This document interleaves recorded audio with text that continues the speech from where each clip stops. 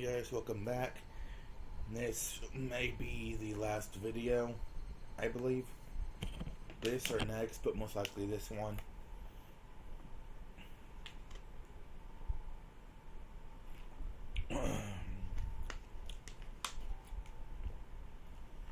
Walking with only me on the school made me miss Rina a lot.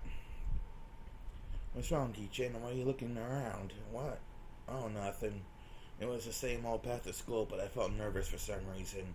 I wondered what Rina meant when she said she was going to win a come from behind victory last night. I couldn't stop feeling like something dangerous was going to happen. Rina thought Miana was one of her enemies. She could be lying and wait to attack Miana with a knife. Don't worry, Rina isn't going to do something as rash as that. Even if she does, I could protect myself.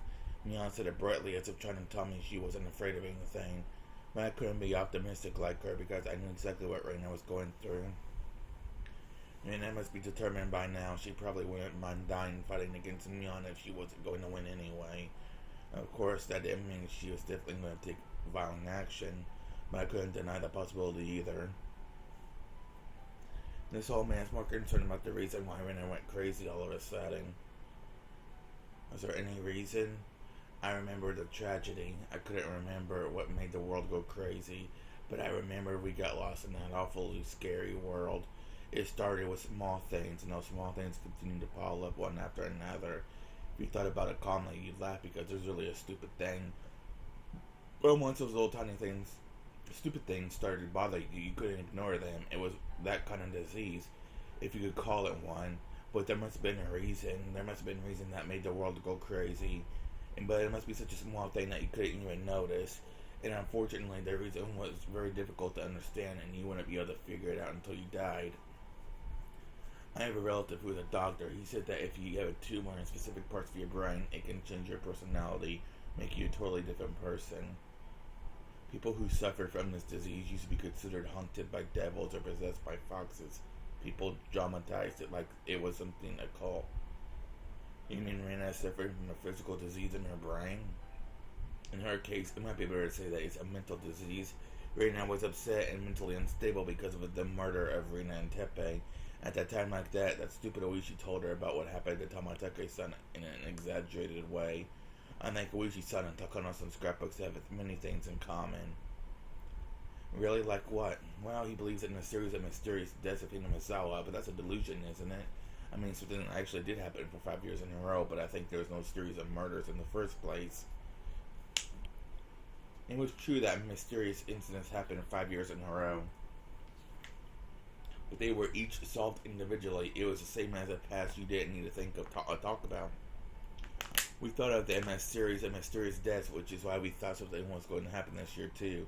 It led us to think there was a conspiracy, and the Sanosaki family was behind it. We connect those things to the series of mysterious deaths, but we shouldn't do that in the first place. Just like I tried to keep my distance from Reina when I found out about her dark past. Was it everybody trying to keep her distance from the dark past of Hinamizawa? The Kano-san scrapbooks are a good example. She dramatized both recent incidents and old cruel history, and she made feasible stories out of them, saying that the Sanosaki families were behind it all. Oishi-san did the same thing too. He was so convinced that the Sanosaki family was behind it, all that it was making them interpret things the wrong way. In that sense, we could say Oishi-san believed in the same delusion as Reina. I think the Sanosaki family is partially accountable for that because you guys act like you're behind it every time something happens. And this village, people think it's doing this Sanosaki family whenever something strange happens. It's like a magic word that makes everything settle down. It's like those people who say they can explain all phenomena in this world with plasma. What's that supposed to mean? Are you saying all this is the Sanosaki family's fault? Exactly, it's all your fault, so I'll call you Plasma Mion from now on. That sounds like a wrestler's name. Well, I like professional wrestlers. Hey, Ki-chan, do you know what abdominal stretching is? Stop, I don't want to wrestle with you in this freaking hot weather. No, that hurts. Stop.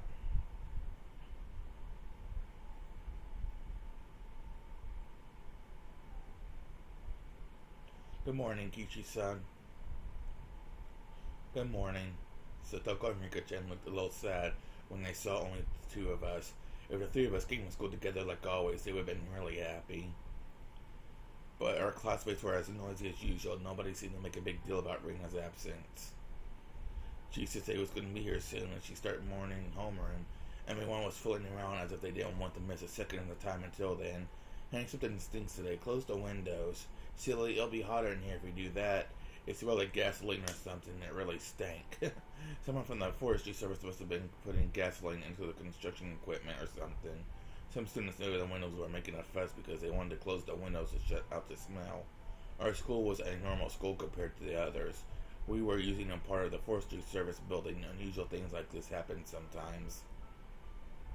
This is nothing. I remember they once brought a few big piles of juniper branches. That was awful. It had this distinct, irritating odor that gave us all headaches. What's a juniper? Meep. That's the name of a vegetable. We sometimes put it in curry. You should look for it next time you go grocery shopping. Huh? I know a little about vegetables, but it sounds like it would be better to make Rika and Kichi-san taste it first, just in case. What? Our ball is missing. You hit it again, didn't you, Hojo? The boys seemed to be looking for their ball for a while, and they yelled at Satoko. Why would I hide such a stupid thing? If I was going to hide anything, I'd hide something better than that. Hey, Chi-sensei is coming. Everybody take a seat. Hello, everyone. Get to your seats.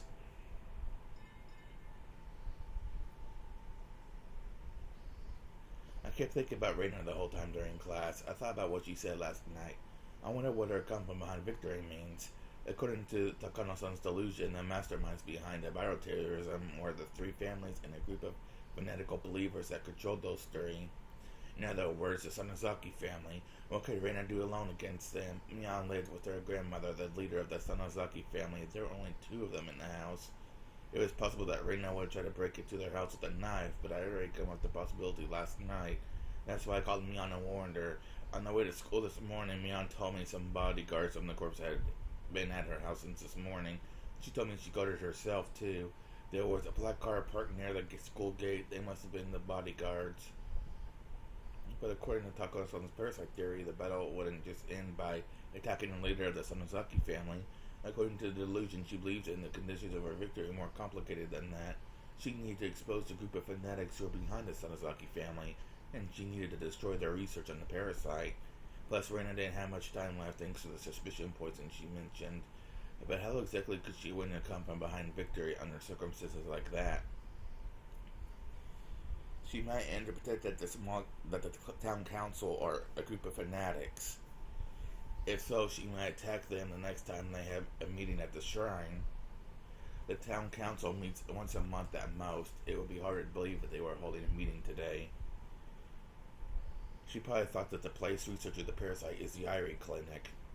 Reina suspected that there was something fishy about the clinic from the beginning, and that suspicion must have changed to certainty in her head by now. Now that means she was going to attack the clinic? This wasn't like an action movie. What could she do all by herself? Was she going to start a fire? No, that would be pointless. In order to expose the conspiracy, she'd have to prove that they were actually studying the parasite. Was she going to break into the clinic and get questionable, weird samples? The last problem of all is how much time she had left. If she believed she didn't have much time left, especially under desperate disadvantaged conditions, she might try to stab whoever she thought was an enemy. But Marina sounded like she really believed she would regain her happy and peaceful days after everything was over. Marina probably meant she was going to stay alive and win. Was this something like an antidote? It didn't have to be real. As long as there was an antidote to Reina's delusion, it didn't matter what it was. It could even be the water you wash with your vegetables with. But if she thought she could get the antidote so easily, she wouldn't have been so desperate about the time she has left. The antidote must be difficult for her to get. The easiest place for her in her delusion was that it was hidden somewhere in the clinic. Putting it all together like that, I felt like Ari and his clinic were in danger. Now that I thought about it, the elderly people in the village, including the members of the town council, hung out in the waiting room of the clinic all the time. And most of the board members happened to gather there for her. It'd be the perfect place to attack. I told Mion about that during lunch break. If this were a normal situation, I'd say it wouldn't be If this were a normal situation, I'd say she wouldn't do such a stupid thing. But I can't actually deny the possibility. I'm going to call my house. I'll make sure that they send some people to the clinic. Mia didn't object to my crazy idea. She put down her chopsticks and went to the teacher's office to make a phone call. It sounds so dangerous. I can hardly believe Renaissance is going to do such a scary thing. Are you sure she's going to attack the clinic? Maybe she will. Maybe she won't. But if that happens, we're screwed. We need to prevent that disaster from happening. I hope nothing happens at all. Okay, I'll send two of our subordinates to the clinic. I don't think she'll do it, but you'll never know what's going to happen. Could we capture her by force if she does? Honestly, I don't want to do that. What do you think we should do? We made an agreement with the cops that we're going to give Rina Rigu them right after we find her, so even if we use force to capture her, we won't get in trouble. I'm not worried about losing face. I just feel sorry for Rina. I really want to settle this calmly, if possible. Well, she's still young, so as long as she didn't kill someone or something, all she has to do is apologize and everything will be fine. Well, she might be out of our hands. Oh, I mean, as long as they don't find out about it, she'll be safe. She'll definitely be safe. Nobody really cares about the disappearance of those two anyway. People think that they ran away somewhere because they did something wrong. Those things happen all the time. So she's fine, don't worry about it. She's out, she's safe. What, are we playing baseball now? Anyways, please just be careful. Will do. So it's okay to capture her by force, right?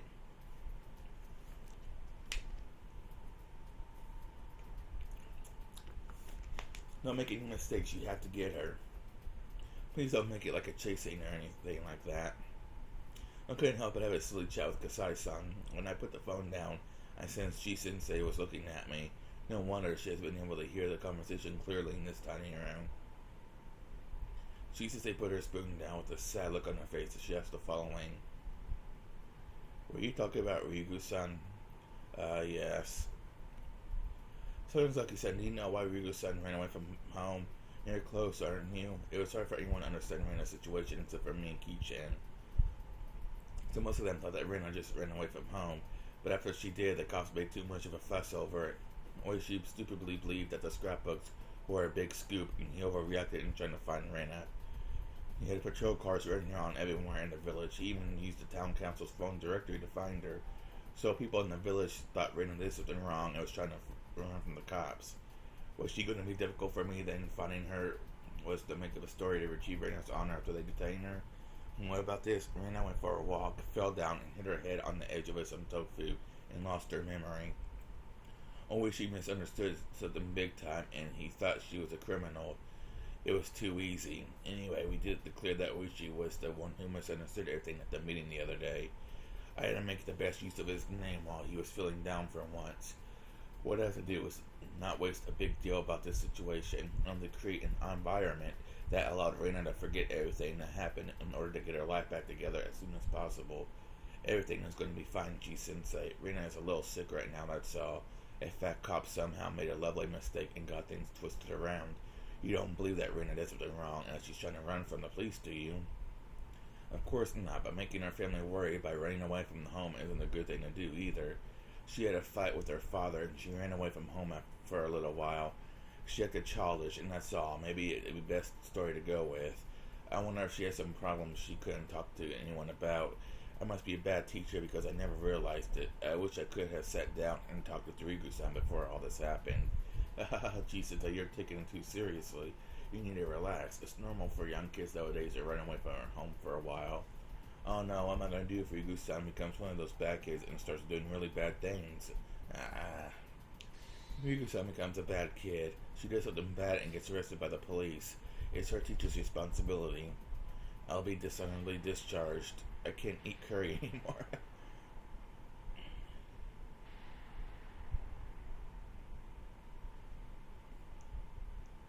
Oh no. Seemed comically upset by her own imagination. It looked funny, so I decided to leave her alone.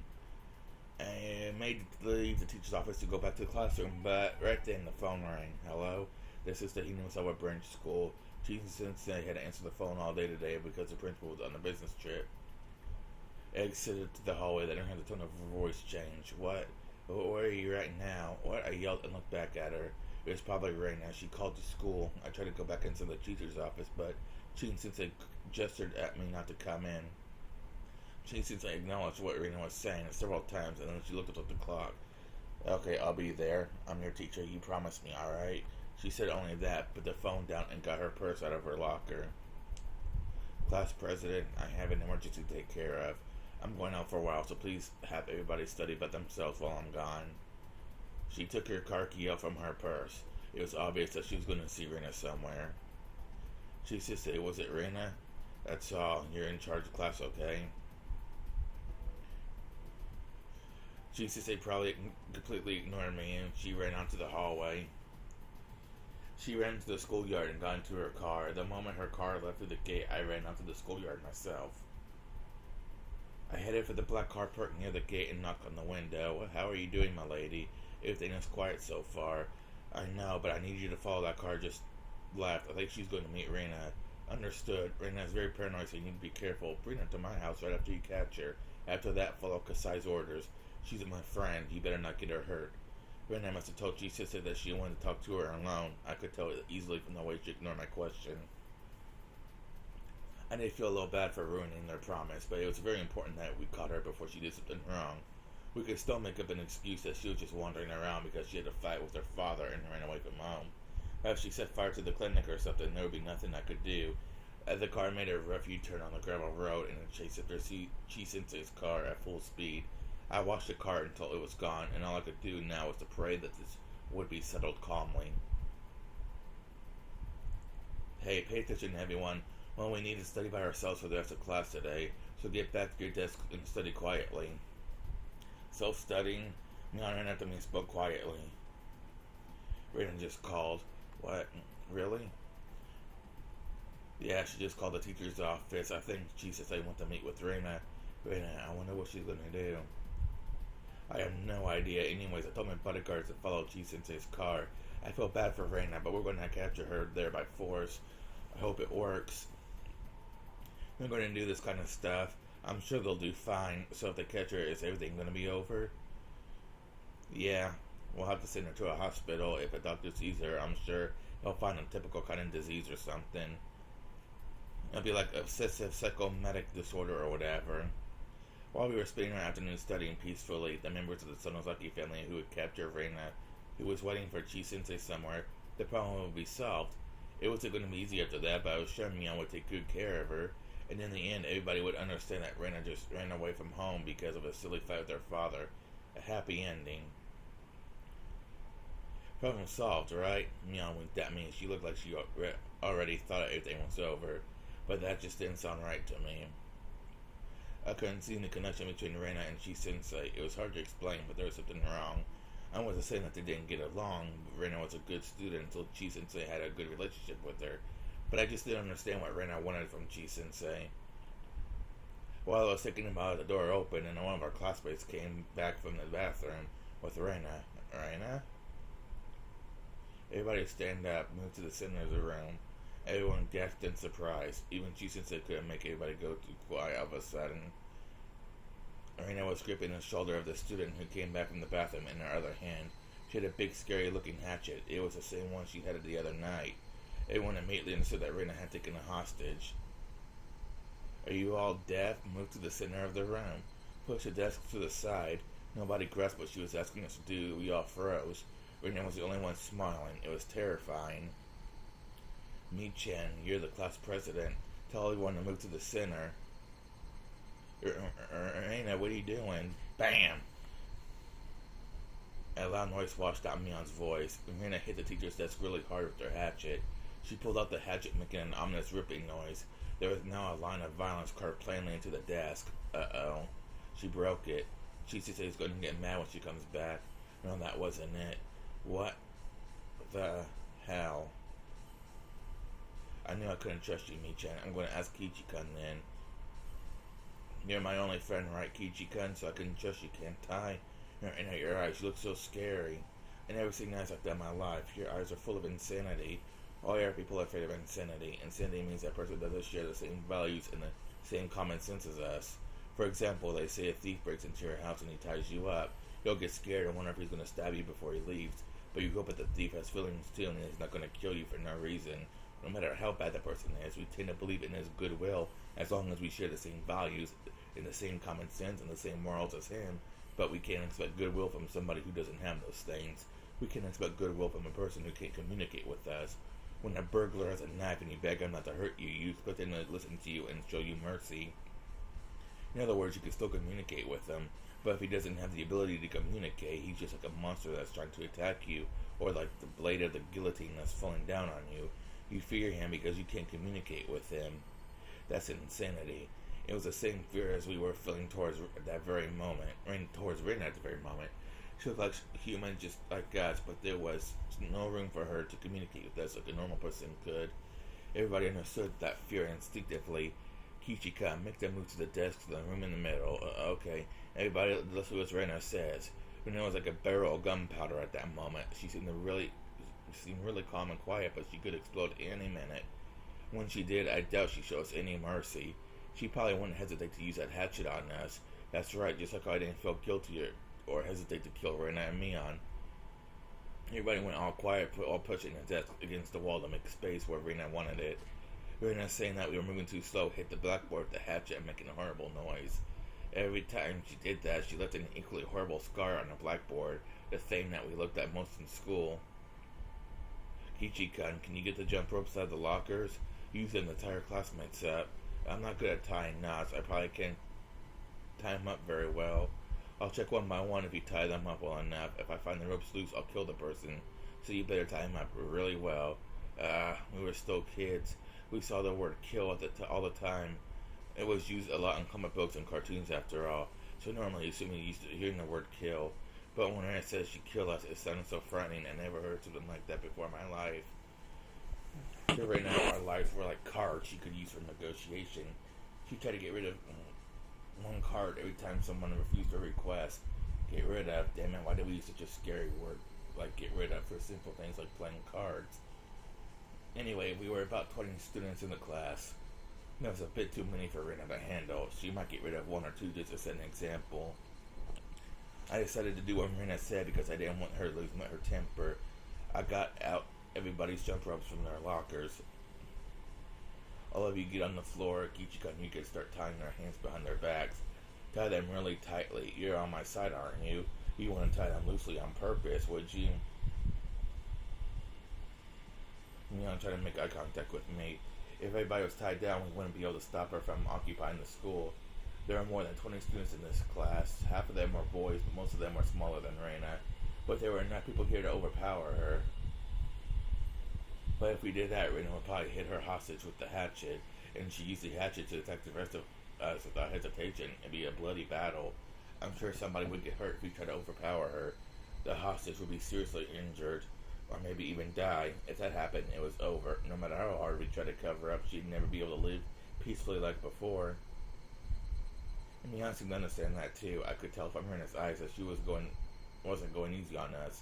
If somebody showed defiance, she'd break the hostage's head open immediately. Of course, Rena had done that before. She'd probably do it again with no hesitation. But as long as we did what she said, we could prevent that bloody tragedy. If we could somehow solve the situation without shedding any blood of Mion's influence, we might still be able to pretend this never happened. At the least, we had to make sure she didn't kill anyone. Let's just do as Rena says, Ki-chan. Mion tried to think of ways to overpower Rena, but she couldn't come up with any good ideas to save the hostage. That's how easy it would be for Rena to kill them. The best thing to do at the time was to wait for a chance without agitating her further. Mion lay down on the floor and everyone else followed suit, sluggish with terror. And now I was left alone, standing rooted to the spot with jump ropes in my hands. All my classmates were lying face down on the floor while Rena was pointing the hatchet at the hostage, watching her every move from behind the teacher's desk. I just stood frozen in the middle of it all. Kichika, there are many things I want you to help me with, so hurry up. If you take too long, some of them might have to die. Some of the little kids started crying when they heard the word die. It's alright, everyone. Kichika will save you, so nobody is going to die. Damn it, what a bold threat. If she said I was her friend, but she was just playing with the meaning of the word. I was the last person who could still fight against Rena under these circumstances. But it wasn't going to be easy to overpower her by myself. I wasn't sure if I could do that. Even if I tried to act tough once Rena pointed the hatchet at someone's neck, it was over. I shouldn't fight against her now. I should just wait for a chance. As long as Rena was alone, there would be a chance. She made me tie them up because she couldn't do that herself. There was a limit to what she could do because she was by herself. If we could cover this up somehow before Ch.6 came back, we'd still be able to pretend like we were kidding around. I finally realized something. I realized why Rena called Ch.6 to meet with her. In order for Rena to take over the classroom, she needed to get rid of Ch.6. Ch.6 had a very strong sense of justice. Even if Rena had a gun, she wouldn't hesitate to overpower her. She was the kind of teacher who would risk her life for her students. Rena needed to figure out how to get rid of Ch.6. That was the key to her plan. Rena probably thought about attacking her from behind at first, but there was a risk. As Ch.6 was a grown-up woman, she probably thought that attacking her directly wasn't a wise choice. So naturally, the next option was to lure her out somewhere. Rena called Ch.6 and told her she wanted to talk to her in private in order to lure her out someplace far from here. Most people, including Ch.6, thought Rena was just running away from home. So Ch.6 must have thought Rena had some problems she wanted to talk to her about. It was too easy to deceive her. Where did she make the phone call from? She probably used the phone in the school. Well, not in the school to be exact. She probably used the phone on the second floor of the school, the one belonging to the forestry service. The school was usually part of the forestry service building, but this particular location is more of a branch office. So not like somebody who was here all the time. Rena knew that, and she probably had been hiding there for a while. She called the phone on the first floor from the second floor, and she made Ch.6 leave the school. I don't think it was a coincidence that the principal was on a business trip today. She probably stuck it to the school yesterday. She saw the principal's schedule, learned how to call the phone on the first floor from the second, and carried out her plan. She planned it perfectly. Yes, I knew it. Rena was insane, but I knew she was actually really calm. She was possessed by her delusion, but she was also unbelievably calm about it, so she could think fast still. I knew very well because I'd been through the same thing before. What was worse is that Mion's bodyguards were gone. Mion told them to follow Ch.6 because she thought Ch.6 was going to meet with Rena. Damn it, everything seemed to work out in her favor. I'm done. I tied up the last person and looked up in Rena's direction. If I didn't tie them up really tightly, Rena would kill them. But when I tied them too tightly, they suffered in pain. Their pain cries made me feel useless. Thank you, Kichi-kun. I don't mean to doubt you, Kichi-kun, but I'll make sure just in case. Please put your hands on your head and lie face down on the floor. And I'm saying this to everybody. If you stand up without my permission, I'll kill you. I'll kill whoever stood up and one more person randomly to set an example. It's not nice to be chosen randomly, huh? Oh, that's a good idea. I'll kill the person who didn't listen to me. Add 10 to his or her student number and kill that person too. For example, let's say Okamura-kun didn't listen to me. I'd kill him and Watanabe-kun because his student number is 11. And get it? I'll always be killing two of you at the same time. You better remember that you involve another person's life besides your own when you attempt to stand against me. How awful. She totally understood how to threaten people. Normally, you stand against an attacker at your own risk. If you fail, you're going to die. But if you are responsible for someone else, then you couldn't try to resist. You can't risk somebody's life with your own decisions. Okay, everybody is tied up nice and tight. You said you're good at tying knots, but you did very well, Kichi-kun. You should be proud of yourself. Well, you can stand up now. It was too late to fight back. I followed her orders. I just had to wait for a chance. We could still turn this into some kind of bad joke. I had to do something. Anyway, what are you planning to do, Rena? Don't tell me this is coming from behind Victor you're talking about.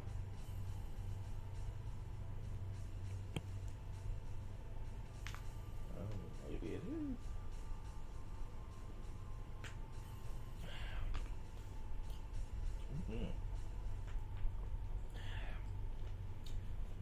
Blueberry. Okay, Okonomiya SP to all vehicles. Okonomiya SP to all vehicles. A hostage situation is broken now at the Hinamizawa Forestry Service building. There are reportedly multiple hostages. All vehicles are to head to the Forestry Service building immediately.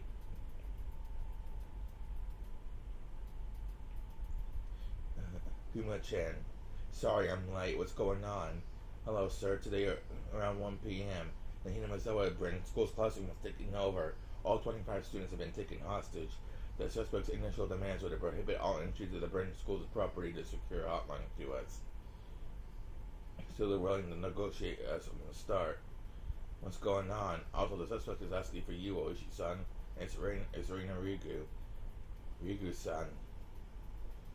Very well. We seem to be inseparable, huh? I'll be dealing with her until the end. Oishi-san gave me a crooked smile. We don't know if she has any accomplices. The curtains are closed. We can't confirm the situation. Have you asked whoever told us about this? No, Rina, whatever Rigu declared it herself. Therefore, we don't know what's going on inside. Their teacher received a call from Rina Rigu that she left the classroom before the incident took place. This has been well planned, huh? Has anyone from the forestry service been taken hostage? Nobody from the service was there today. All 25 hostages are students. That number matches with the attendance the teacher took this morning. Plus the suspect, right? Have you seen anyone else suspicious other than Rina Rigu? No, we've seen someone peeking up from behind the curtain, but it was a suspect herself. We're guessing there must be at least one or two more of them now. Well, maybe she really is doing it by herself. Rina Rigu was a true believer in Mio Takano-san's scrapbooks. According to the scrapbooks, the entire village was Rina Rigu's enemy. She didn't have anyone she could trust. However, Oishi also believed in Mio Takano's delusion. It was possible that someone who was influenced in the same way was following Rina Rigu. Oishi-san, the principal and the teacher are here. Hello, Chi-sensei, are you okay? Oishi ran up to Chi-sensei, that he was crying with a handkerchief held to her face. Rina-chan is a good girl. For her to do something like this, there must be some mistake. Oh. If I were to do this by the book, I would ask you about Rigu-san's recent behavior, but when it comes to Rigu-san, I probably know better than you do. Please don't worry, I'll take care of this as peacefully as possible. Chi-sensei was huddled over, and Oishi didn't think he could say anything else to her. On the contrary, the principal was staying strong, trying to figure out how to take care of the situation. Mr. Oishi, please, if possible, I'd like to request to be a hostage for myself. I will take the place of the children. Let me do that instead. It's all my fault. Please don't blame yourselves. I have things I want to ask you, so I appreciate if you cooperated. Bonji-kan, please show them the blueprints. Excuse me, sir. Section Chief Takasugi on the radio. Hello, this is Oishi. Oishi-san, how goes things? Kumagai can't inform me of the situation. The suspect is underage, huh? Please keep strict control of the press. I understand. Also, the suspect is requesting me as a negotiator. Is that okay with you? You've known Rina Rigu since the parasite incident from the other day. I bet she still thinks you're her ally. Only you can do this job. Good luck. Nah, I really don't want to, but since I caused so much trouble, I guess I'll have to do this to make up for it. Oishi-san, Rina Rigu's on the car's phone. That was faster than expected. I'll go get it. Thank you. Hello, this is Oishi. Oishi-san, this is Rigu. Hello, this is Oishi. Is the signal weak on your car phone? It's kind of hard to hear. Nah, just like me, it's getting old. Oishi and I exchanged friendly words. A long cord trailed through the hallway from the teacher's office. That cord extended further to the phone on the podium in the classroom. Let's get down to business. I'll check to see if you're qualified to negotiate for me. Okay, shoot. You are my ally, aren't you, Oishi-san? Of course, let's expose the conspiracy of the Sonozaki family together, you and me. Oishi answered without hesitation. Was he still my ally, or was he the sly detective just saying what I wanted to hear? Either way, Erling had Oishi to depend on. If I couldn't trust him, I was stuck. There would be nothing else I could do. You didn't believe me for a while either, did you, Kichi-kun? But you do now, right? Kichi-kun was sitting on the floor fixing away from me with his head resting on his hands. We're comrades now, huh? Yeah, that's right. Rina Rigu asked Kichi Maebara if he was her comrade, but I couldn't hear his voice. Was she still trying to tell me that Kichi Maebara was still alive, or that he was being forced to obey her because of the hostages? Maebara's son is your ally too, huh? That's nice. But weren't you suspicious of Maebara's son for a while? Yep, when I heard about the BB gun incident, I couldn't believe it, but we couldn't let the past fool us. We had to learn from the past in order to grow. That's very good. You're absolutely right about that. That was why we tried to forgive each other, so I don't doubt Kichi-kun anymore. Kichi-kun is my comrade, I understand. Therefore, Kichi-kun is my ally too, isn't he? Please say hello to him for me. Sure, I will. Actually, I'd like to say hello to him myself. Can you come to the phone? The conversation stopped suddenly. That made me nervous. Did I see something wrong? Sure. Here he is. Kichi-kun, Oichi-san wants to talk to you. I heard some rattling and rustle on the other side of the phone. Hello, this is Maibara. He sounded monotone. Unable to disobey, Kichi-kun must have been pretending to follow Rina Rigu's orders. Hello, Maibara-san. This is Oichi from the Okonomiya police station. Thank you for coming to the phone. Let's do this together. Yes, let's do this together. What is Rina Rigu-san doing right now? She's walking around the classroom. Maibara-san, please say yes if your answer is yes, and yeah if your answer is no. Do you know what Rigu-san wants? Yeah. That answer told me for sure. Gigi Maibara was in Rigu's accomplice. There's no way Rina wouldn't tell her accomplice what she wanted after playing a hostage situation like this. How would he help someone who wouldn't even tell him what she wanted? I'll ask you directly, are you Rina Rigu's ally? Now let me change my question. Are you being threatened by Rina Rigu? Yes. There you go. The other guys in the car listening in our conversation raised their fists in victory. Is Rina Rigu the only suspect? Yes. If she's the only suspect, then we could respond appropriately. I guess nobody else believed in Takano's scrapbooks. If so, me being fooled was even more embarrassing. As I thought about my next question, I heard the phone being taken away from Kichi. Rina came back on the line. See? Kichi-kun is my ally, isn't he? Yes, you are right. That's very promising. Okay, now your turn to talk, Oishi-san. How are you simultaneously raised on a Sonozaki family going? Remember, you promised me when we talked on the phone before. Have you found the secret research facility yet? I decided what to say. Should I tell her we conducted raids or not? Maybe she already knew we didn't raid. Maybe she was just testing me. We're trying to come up with a plan for the simultaneous raids as we speak. We're talking to the prefectural police as well as the public safety division. We're talking about the entire city, so we need a little bit more time to prepare for it. You're taking too long, Oichi-san. Don't you realize what kind of emergency situation is just among cities in right now? What are you doing? Oichi-san, you do believe me, don't you? You're my ally, right? Right? Please answer me. Of course I am, but the police department is a little more complicated than you think. I'm doing my best, I really am. The thing is, this one is a really big scale. Oishi-san, they poisoned me recently. With the parasites that killed Tamatake-san, they poisoned me with them. I've been itching like crazy ever since yesterday. I am bloody from all the scratching in my throat. I might claw my throat and die any moment. And you're telling me you're still preparing? I knew it. Oishi didn't realize how dire the situation was. He understood there was some kind of conspiracy in him himself, but he didn't realize how soon their plan was going to be executed. Besides, I was already feeling itchy all over my body and was bound to soon die the same way as Tamatake-san. I'm sorry, I really am doing my best, but everyone asked me if I had proof. Proof? Do you need proof? Mina's scrapbooks. Maybe that was what I needed to convince the police. I was afraid someone would destroy the evidence if I handed them over to Uichi-san, so I kept them with me, but I don't have much longer to live. I might not even make it till tomorrow morning. That's right, I might be dead before tomorrow. I would die tonight. Okay, I'll give you Mina's scrapbooks. Please use them to convince the other policemen. Oh, that should help. Please do give me the scrapbooks. I looked through my backpack, which was lying by my feet. Mina's scrapbooks were in there. This is our last resort. Uichi-san, do your best. No, you must take care of it, please. Of course, trust me. I'll expose their conspiracy. I knew the police would take too long to get things moving. They're an organization, after all. That's why I'm doing this, to make them understand. You have an excuse now. Please use this chance wisely. Thank you. You can count on me. So how should we do this? Do you want me to come get it? I knew she wouldn't let me into the classroom. She was so cautious. I could guess where Rina Rigu was going to take this thing, so I tried to stay ahead of her. I handed a memo with my instructions on it to the colleague. I can't really leave the classroom, so I'll have Kichi-kun deliver them to you. Maybe that's better. If you leave the building, something might happen.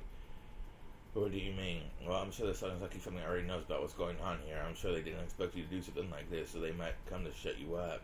To shut me up, do you mean? By shooting you, a hitman from the Sonozaki family might try to try to put a stop by sniping you. That's why you shouldn't come outside. Don't even go near the windows. I saw you peeking out a window, but you shouldn't do that. They might fire at any time. Wait a minute, aren't there policemen around? Can't you stop that from happening? We would if we could. But it's so open around here. A well-trained sniper can easily shoot as far as 400 meters. As you know, attack units in the Tsumisaki family have gone through military training, and they specialize in assassination techniques. Don't underestimate them. I need to help me expose the conspiracy of the Tsumisaki family. I understand. Thank you for your warning. Even if my life is to end tomorrow, I can't die now.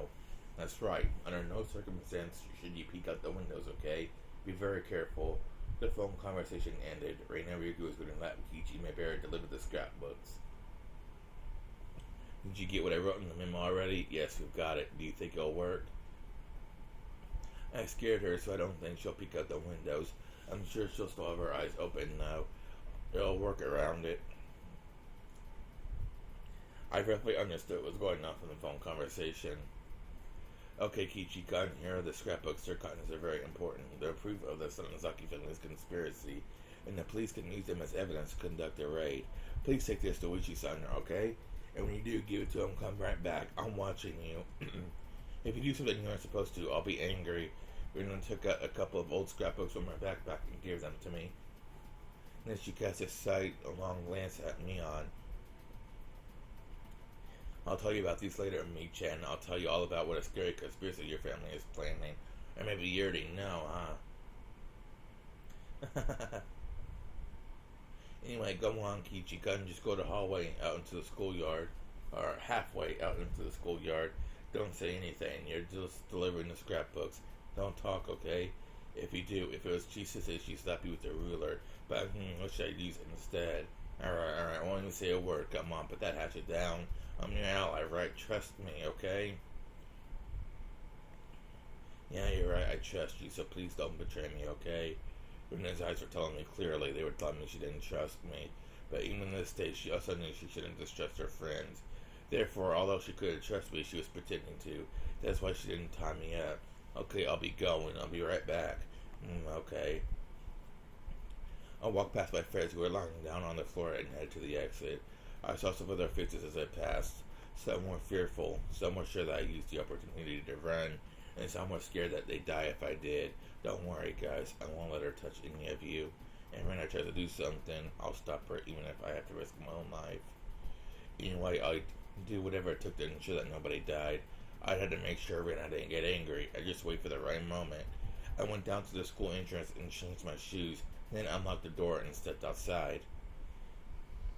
I felt the fresh air on my skin. I saw the lights of the police cars. I could feel all the policemen looking at me. And as soon as I was in the schoolyard, a little voice tried to tempt me. I was free from Rena now. If I ran off the school grounds, I'd be free. What was I thinking? If I did something like that, Rena would go crazy, and who knows what else she'd do. The important thing here wasn't my safety. It was to make sure that Rena didn't kill anyone. I saw a big man coming towards me from the school gate. That was probably Wishi's-san. Are you Kichi Maibara? Hello, I'm Oishi from Okonomiya Station. You can call me Kura-chan. Sorry, Rena told me not to talk to you and just give you these, so please take them in silence. I understand. These are scrapbooks, huh? I'll take them. I tried to hand the scrapbooks to Rishi, but he stepped aside a little. Confused as to what he was doing, I changed my position and handed them to him again. He took them that time, and at that point, Oishi put something that was under his jacket into my pocket. Don't worry. Even if your son was watching the building behind you, she couldn't have seen that. What is this? I couldn't look into my pocket, but I didn't want the ring to suspect anything, but whatever it was pretty heavy for its size. I have a memo for you, too. On your way back to the classroom, please read it without Ryugu's unnoticing. Go on now. She'll just be suspicious. I just followed his directions. I was worried Rena would begin to suspect something. When I looked at the classroom, the curtains were closed, but that didn't mean she wasn't peeking out through a crack. I went back to the entrance and locked the door. If Rena checked out and found the door unlocked, it would cause more trouble. Rena was in the classroom. There was no way she'd come down this way.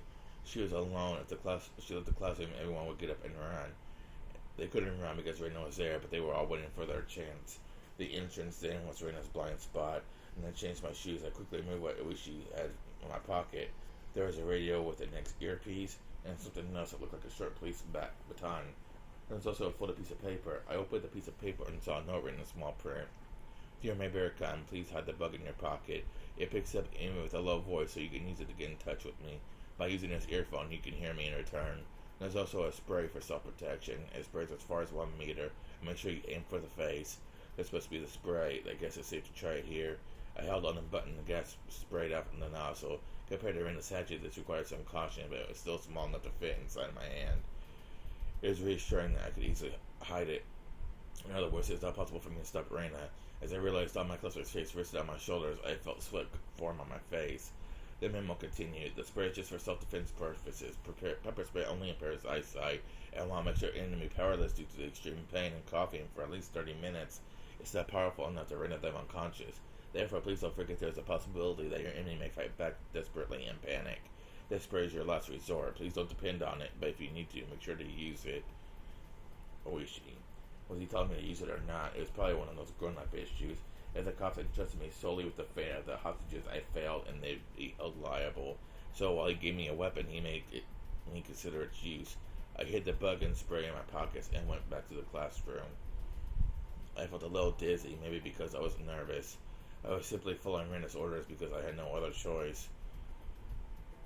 That was why I wasn't scared. But things were different from before. I had a weapon. I was in a far better position. But my heart was pounding. Humans are so strange. Shit, what am I gonna do? What should I do? Kichi, my bearer. What did I want to fight with Rena? The memo said the spirit only reaches as far as 1 meter. 1 meter, that was basically a hand-to-hand battle. That meant I only had one opportunity. I didn't have a chance. The memo also said I need to aim for the face. That wasn't gonna be easy. Shit. It says Rena was cautious. How could I stand directly in front of her within 1 meter? But that's what I have to do if I want to have any chance of winning. Rena would do anything to reach her goal. She wouldn't even hesitate to kill, just like how I didn't. Of course, things were already extremely serious, and an apology definitely wouldn't be enough, but at least there hasn't been any casualties. The more time passed, the more irritated Rena would get. She might demand something again, and she might kill someone on that time to show how serious she was. Bad things had already taken place, but a tragedy hadn't occurred yet. But it was almost here. It wasn't very far at all. When I closed my eyes, I could easily picture Rena killing one more classmate after another. After I killed Rena Mia, my room was covered in blood. If she killed 20 people, the classroom would be a pool of it. If that happened, Rena wouldn't realize she was being delusional. She would rip her own throat out and die. That would be too big a cross for her to carry, and one day she would remember and be saddened. She didn't need to go through that, and I didn't want Rena to go through what I had to go through. Shit, I felt dizzy. This is a very long hallway. I didn't know the classroom was so far. With each step I took, my determination to fight Rena became stronger. Rena would be shocked to realize I betrayed her, but she couldn't wake up with a nightmare on her own. Someone else had to wake her up, and her friends needed to be the ones to do that. Welcome back, Kichi-kun. Did Oishi-san say anything? What is this smell? As soon as I stepped in the classroom, I smelled something. Everyone had moved to one corner of the classroom. The smell reminded me of a gas station. What is it? Gasoline? I saw a red gasoline container by Rena's feet. The cap was open. It was seemingly sturdy and made of metal. It said gasoline on the side, written in felt marker. She must have spit it across the entire classroom. The smell almost gave me a headache. No, it wasn't just in the classroom. The classmates were soaked in gasoline too. How could she? I see this is just like a hijacker holding a bomb. And the police would have rushed in and she would burn the hostages. I didn't know where she got it, but she had a lighter in her left hand. Rena, what do you think you're doing? Of course, I won't actually do it. This is just insurance. I don't want to barbecue everyone either, so I hope this will all just end as a joke. Rena showed off the lighter, and obviously she was trying to threaten me. I heard about people committing suicide by setting themselves on fire. They poured gasoline on themselves and lighted a blaze. You might think that was an extinguished right away, but it wouldn't be that bad. But human skin is supposedly very delicate, and they say even if 30% of a person's skin gets burned, it's enough to be fatal. If it was your entire body, it would result in death for sure. I have been put in a disadvantaged position. My weapon might take me in a sight, but I couldn't stop from using her lighter. She probably used it the moment she's attacked. I didn't know if she realized it, but the kind of lighter she had would keep burning until the lid was closed. Therefore, all she had to do is light it and drop it onto the floor. In other words, my spray wouldn't make Rena powerless at all. The last resort, Oishi-san, give me, already lost all its power. What do you mean insurance? With all those scrapbooks, Oishi-san will convince the rest of the police. After that, their investigation will expose the conspiracy, right? Do you really think those scrapbooks are enough? I know government people don't move nearly quickly enough. Rena was second if she didn't see any progress with the scrapbooks. She pressured the police by letting them know about the gasoline. Let's just trust Oishi-san for now. We should just wait to hear from him, okay? Yes, that's right. Okay, let me pick up where I left off. Anyway, those parasites became harmless with the passage of time. But some people didn't like that. Those people are the three families of Inumazawa. Therefore, they are... Rena was at the place on everyone, what she heard from Takono-san. I started mumbling so I could let Yoshi know what's going on.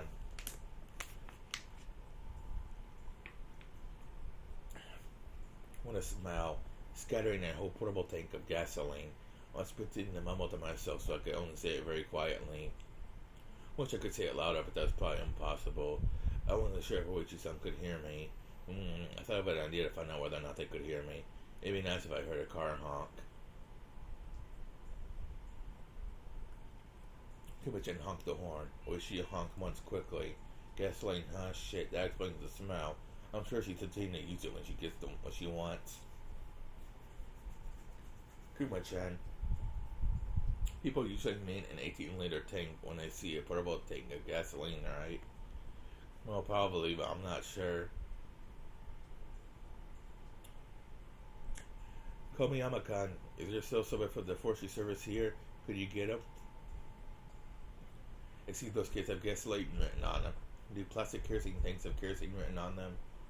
Yes, we don't want to mix them up. All the fuel containers have labels. Not too many people know this, but regular portable tanks can't hold gasoline. Gasoline, while common, is extremely flammable and can be even lit with static electricity. Therefore, gasoline must be kept in special metal containers. Those are called carrying cans. So what maybe Eric-san called gasoline really is gasoline. On the there different size carrying cans, 18-liter and 5-liter, I think. 5-liter ones are rather flat in shape, aren't they? Yes, it's red and flat with a handle. Kichi-kan called it a portable tank. Do you think it's the 18-liter type?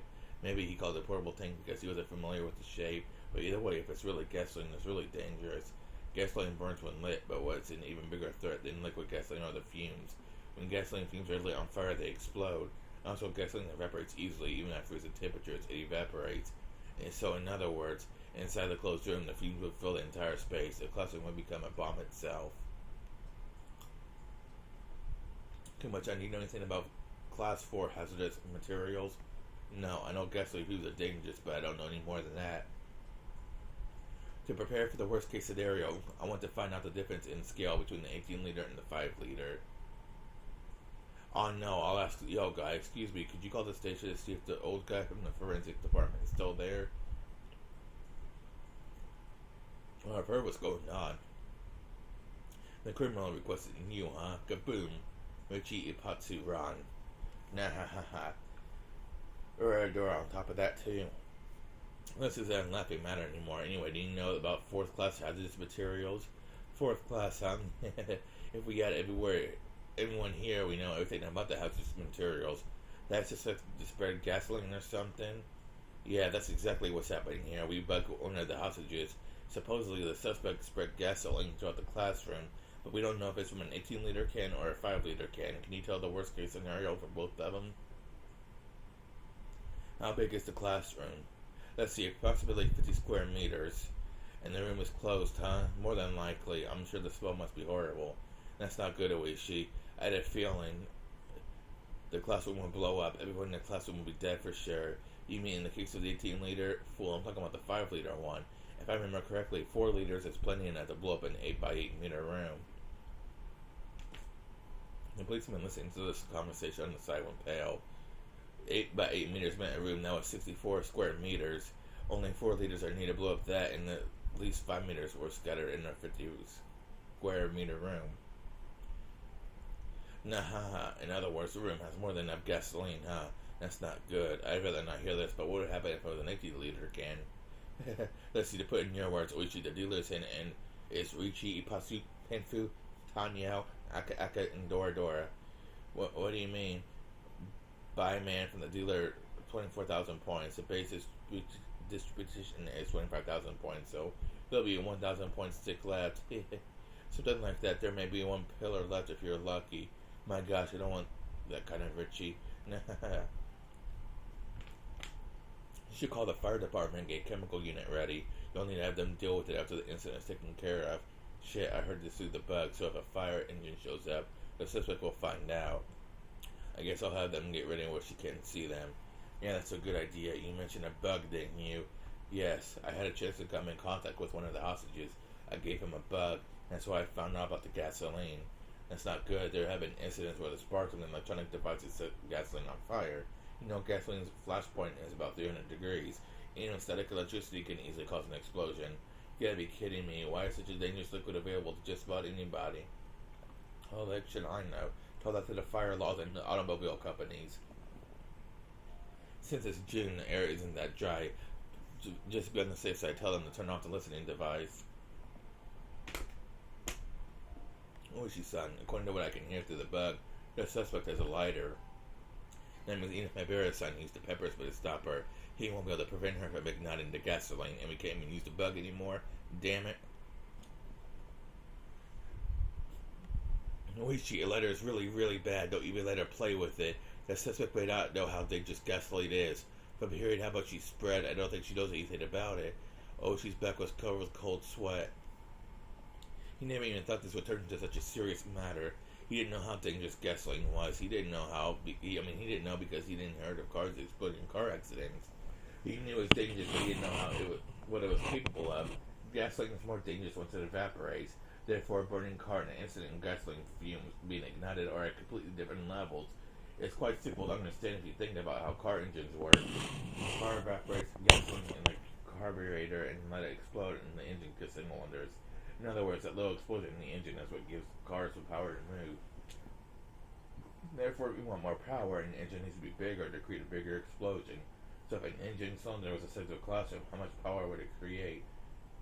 Anyone with the knowledge of engines would know, but a lot of people don't consider how dangerous evaporated gasoline is because it's too familiar. 25 hostages and one hostage taker, all 26 people were basically stuck in a huge bomb. Furthermore, the suspect might accidentally set it off. If she would have pretended like the lighter was a threat, that would be the end. All the people around her, she had gone pale. The classroom might explode at any moment. How could they save all the hostages? Especially when the criminal living in her own delusion. Her request for something so unreal. Excuse me, I found a letter in the scrapbook. One of the policemen brought over a folded piece of paper, which she opened it while the others watched. He saw the girlish handwriting on the paper. He could tell this was written before she invaded the school. Dear Oishi-sama, if you are reading this letter, that means I'm at the final stage. I must have seized the school and held the students as hostages. I am planning to appoint you as a negotiator, so please pretend to be threatened by me and become my contact with the outside. The first thing I want to tell you is that my enemy is the Sonozaki family, and also the aliens who are pretending to be parasites that control the Sonozaki family. Aliens? I didn't think you believed me if I brought up the aliens, so I didn't tell you about them until now. But when you read these scrapbooks, you'll understand. The aliens came to Earth in UFOs in ancient times. They landed in Onagafuchi Swamp. They used this village as their breeding grounds. And throughout the selective breeding, they wanted their domain. They were successful, and now they're trying to invade the Earth. What the heck is this? All the other police were found with the letter. No, it's not surprising. I had talked on the other scrapbooks, and they were full of even stranger stories. Personally, I like the one about the OC the best. The Sonozaki family, as well as all the village's authorities, have been brainwashed by the aliens. The villagers' attempts to revive the cult of Oishi-sama were actually part of the alien strategy to invade the Earth. The aliens are very clever. They don't let people realize they're being controlled. The Ari Clinic must be their secret research center. Please conduct an investigation to expose their secret. Also, please check out the bottom of the swamp. UFO must still be there. Also, capture all those relatives of the three families and take x-rays of their brains. You'll find hideous parasites inside of them. But please be careful. The aliens eliminate whoever find out about them by replacing their host with a look-alike. That's how they've been controlling the village. Therefore, there may already be some aliens among the villagers. It is possible that they will try to interfere with their investigation. As a matter of fact, there have been look-alikes of Neo Takano, Rike Furude, and me, Rina Ryugu. If we see any of those three, capture them immediately. That will be the proof of the aliens existing among us. Takano, what does she think that? I know. I told her over the phone that according to the result of the autopsy conducted by the lab over in Gifu Prefecture, the day of her death doesn't match up. Oh, you talk about the mistake on the autopsy results? I told her that I didn't know why Mio Takano was witness on the day of the festival when she died the night before. I never thought she'd take it like this. Maybe I joked around a little too much. It's interesting that she included herself. Did she look in the mirror or something? One of the policemen spoke up. He was one of the pair who searched the garbage dump that night. I can understand that. Remember that night we looked for Rina Rigu? Somebody said she was in Higura. That must be it. It was probably a bluff from the villagers, and she must have heard it somewhere and assumed there was another version of her walking around. Damn. Nostradamus, was it? This is just like that. No matter what happens to her, everything sounds like it was predetermined. Rina Rigu would blame aliens if she was to trip and fall down now, or maybe she's coming up with all this crazy stuff, so once she's caught, she can use the insanity defense in court. No, this isn't about that. She really does believe in this crazy stuff. She does it from the bottom of her heart. I know that for sure. She believes in these stupid scrapbooks. Oh, there's another letter. Let's see. P.S.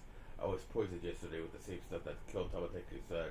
I've been scratching my throat since then. I will probably have clawed out my throat open by tomorrow.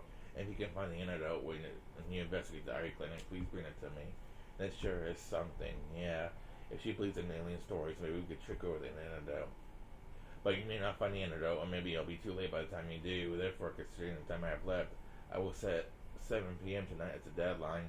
And whenever the investigation doesn't take place and the antidote doesn't arrive by 7 p.m., I will choose to die with all the hostages by the gasoline instead. 7 p.m. What time is it now? It's a little bit before 6. Days are long nowadays. It doesn't get dark even in the evenings. It'll probably start to get darker around 7 p.m. We only have an hour. No, I might explode even before that. Shit. What can we do? What the heck could she talk about? An alien invasion? And she's trying to take hostages. That's just crazy. Ooh, I had a sneeze. Yeah, that's absolutely crazy. We can't negotiate with her normally now. Especially when she thinks she's absolutely sane. Oh, she said, look what comes next. Well, what? I'm planning to spread gasoline throughout the classroom. I'm sure you realize how dangerous that is. If anyone suggests storming into the room, please tell them exactly how bad an idea that would be. Also, the hostages are anchored down by the U-shaped bike locks. Even if those alien policemen rushed in and killed me, they had to cut each lock. But if you try cutting them, you might create sparks. Therefore, you need to completely ventilate the room first. In other words, it would take an extremely long time to rescue all the hostages in the classroom. Actually, I have a different explosive system set up other than the gasoline I spread. It's a very simple time bomb using gasoline and kitchen timer. The kitchen timer provides electricity at a set time. I ripped the tip off its plug, and so it will create enough sparks to ignite the gasoline. I've already set the timer to 7 p.m. Even if I'm not around, there will be an explosion at that time. If the classroom is unventilated by that time, it'll explode too. I'm sorry to ask you like this, Oishi-sama. Please help me so we can avoid a tragedy. Please let the three families know that Mion Sonozaki, the successor to the head of the Sonozaki family, and Rika Furude is a mascot for the cult of Oishi-sama are in this classroom. If anyone from the three families helps you, I am sure the conspiracy will be exposed by tonight. The alien invasion is going to happen very soon. Please get going quickly to my ally Oishi-san, Reina Rigu. Smash. Oishi threw the scrapbook to the ground. Damn it. How could she call me her ally? Is the kitchen timer like an alarm clock? Oh, and old appliances didn't have timers. The kitchen timer is a device that turns on appliances at a given time. When you plug it in, it provides electricity at a set time so the appliance will come on when you want it to. Well, that's convenient. It's possible to use that to make a time bomb. Use the kitchen timer. That's sure something a girl would come up with. Why don't we call the electricity company and have the electricity off? If there's no power, the timer can't go off. Oh, and that won't work. If the classroom became dark, she'll probably light her lighter. Maybe we can give her a sleeping pill as an antidote. But it would have to take effect slowly. I'm sure she'll have a hostage to try it first. Be very careful. Understood. I'll get one ready. I need to talk to my bear son one more time. I have to tell him not to let Minoru play with the lighter. I also have to tell him to turn the bug off. How about that, by the way? Have you heard anything interesting? The suspect seems to be abusing a hostage. Shit. I think it's Miyano Nozaki.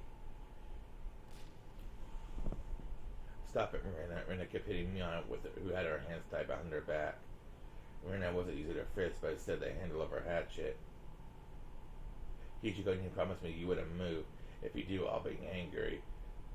Rina's gaze intimidated me, and her eyes were full of madness. I could feel Rina's empty emotions boiling over on the inside. If I opposed her, she would easily cut Mion's arm off. What I can't forgive is that you dug up the corpses and turned them to the police. I trusted you. Rina hit Mion's face over and over. It wasn't just Mion's hands that were tied behind her. Her neck was also tied to a window frame with a bike lock, so there's no way that Mion could protect her face. I didn't know if her forehead was cut or if her nose was bleeding, but her face was covered in blood. Her blood got on the handle of the hatchet, and every time she got hit with it, more and more smeared on her face. The handle of the hatchet could easily smash her forehead. Because of her position in the Tsumisoroboshi family, Mion couldn't say that she hid the bodies, so all she could do was endure. However, Rina continued to attack her, but no longer had any restraint. She might even continue until Mion's front teeth were broken. Stop it, Rina. Have you done enough? I'll tell you the truth, so Rina, please stop hitting her. The truth? What is it? Kichi-kun. No, you can't, Ki-chan. Everyone, please don't listen to what I'm about to say. I might see some disturbing stuff, but it isn't anything wrong, so please don't listen. Even if you hear it, forget that you did, please. What are you going to tell me? Go on, Kichi-kun. It's not a complicated story. That was for your sake. We found out afterwards that the place you buried the bodies was going to be clear-cut this summer, so we thought we had to do something about it, and Mion hid them in a safer place. You told me the same story the other night. Didn't I tell you it was something Michan made up? Why would she lie? She wanted to help her friend. Mion did it to help you. That's a lie. I won't believe it. Why did you do that without talking to me then? Why didn't Mion even have to tell her? Mion was trying to be delicate. Mion did her best trying to hide what Rina did.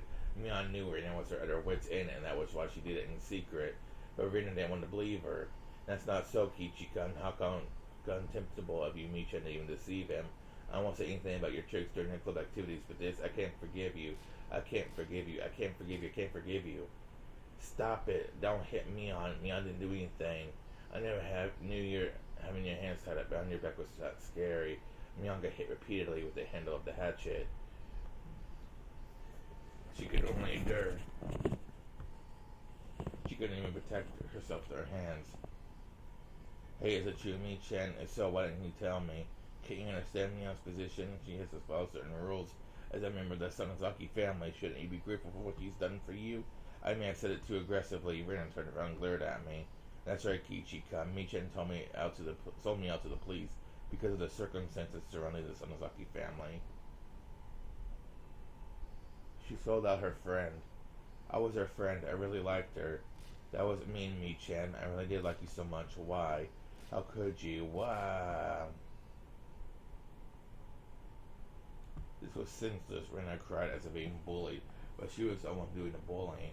Normally this would be odd as to being impossible. But I've seen this scene before. I liked you. I trusted you. As I cried, I beat her to death. Rina repeatedly begged me to trust her, yet I beat her. I know what it's like to be the only one doing the beating. Stop, Rina. Don't you realize what you're doing? You're hurting your friends with your own hands. I understand what you're feeling. I know you're sad because your friend betrayed you, right? But that's a misunderstanding. We didn't betray you. We've been thinking about you all this time. But she just couldn't see that. Even if she died, Rina probably wouldn't realize she had made a terrible mistake. But someday, you'll realize, even an insensitive guy like me realized that Rina would realize it for sure. And that's when you'll feel even sadder, Rina. You'll remember this bloody Mion one day, and then you'll realize that you were the one who made her bloody, and you'll regret what you did. But I was the only one who could understand that because I remembered. There's no way for Rina to understand and realize that. I wondered if I was suffering the most of all. There was no way to avoid a tragedy. This was exactly the same tragedy with different actors. The main character was Rina instead of me, but it was the same thing. Where was I? I was in the audience now. I knew how the story ended, but I couldn't come onto the stage. Stop, Rina. Stop. Are you crying? What's wrong, Kichi-kun? I stood up slowly and walked towards Rena, just like what Rena did for me before with my arms open. Please stop. Stop this, Rena. You may not know why now. You may not know why you have to stop now. But if you don't, you will regret it someday, so please stop. Kichi-kun, I'll be mad if you don't move back to this wall. Mina's eyes went cold and she lifted the hatchet in her right hand. Don't, Kichi, I'm okay. Mion told me, but with such a bloody face, how could she be? Are you going to hit me with that hatchet? If you came any closer, I will. And without hesitation, I don't need you anymore, Kichi-kun, but I want to be with you until the end. So please don't make me mad, okay? Okay? She sounded gentle, but her expression was telling me there would be no hesitation. Mina would crack my head open with one hatchet immediately, but who cares? If you were in my shoes, what do you think you would do? Of course I don't want to die, so I want to oppose my opponent. If they had a weapon, I would be scared. That's a lie. I know you're strong enough to give up your own life for the sake of your friend. It's my turn now, my turn to be strong. I'm just like you. I won't hesitate to give up my own life for my friends. If you want, I'll give that life to you, so stop this. If you trust your friend, stop hurting her. The same pain will attack you later, so stop. Nobody's trying to scare you. We're all thinking about you. Don't doubt that. Please believe it. Trust me. If you can come to trust me by smashing my head in, go ahead and crush my head with that hatchet.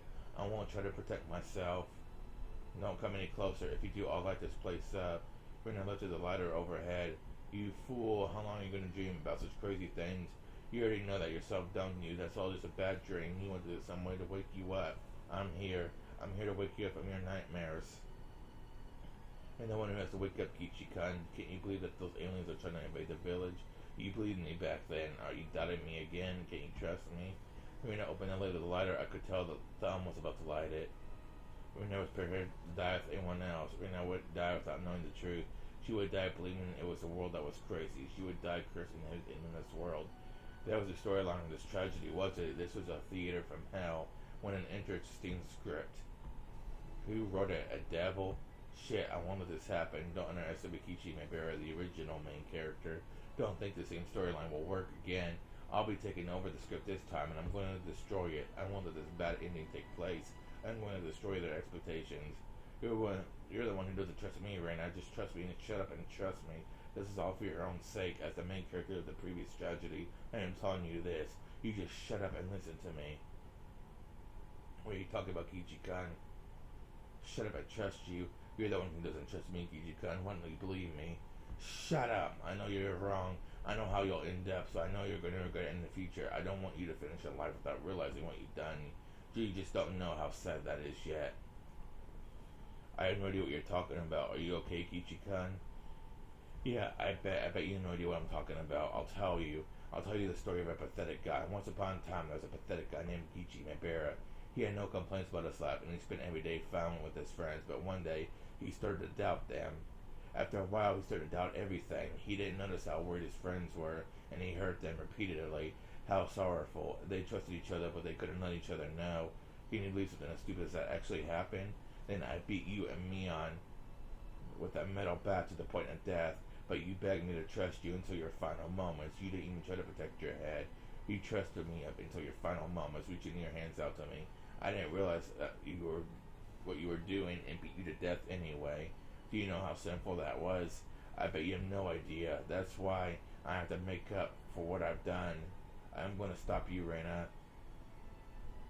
If you come any closer, I'll light the lighter. Just as you try to save me with your life, I'm just going to save you, Rena. I still remember how magnificent you were when you died. You weren't even afraid of it. These words will reach him, she thought. These next words will make Kichi-kun realize. Trust me, Rena. That was when Rena hit my head with the hatchet. I crumbled down to the floor. She hit me with the handle, but my head was probably cut open. I felt the blood on my face. Poor Kichi-kun, that's not of your own will. The parasites that are living in your brain are controlling you. Oh, she said I won't find the medicine for it. When he comes, I'll let you take the medicine first. Then you'll be free. You'll return to the Kichi-kun that I loved. Just hang in there for a while longer, okay? Damn you. I heard a phone ring in the teacher's office. Rena listened to the phone ring for a while, then realized it was for her. Rena tried to answer the phone in the classroom, but she couldn't figure out how to transfer the call, so she decided to answer in the teacher's office instead. I'm going to the office for a bit. Don't run away, okay? If any of you are missing, something terrible will happen to me, Chen, okay? Irina glared at everyone in the classroom, intimidated, and then left. And that was when I heard a honk from the outside. I remember the signal from earlier. Did I wish someone to get in touch with me? I bent down and put the receiver earphone in my ear. Can you hear me? This is Kuma Guy from Academia Station. Please cough if you can hear me. Cough, cough. Very good. Please listen carefully. The gasoline in the system spread everywhere is very dangerous. The classroom is filled with vaporized gasoline right now. It's like a bomb. Please don't aggravate Ryugu-san. Don't let her play with the lighter. Please don't provoke her anymore like you just did, okay?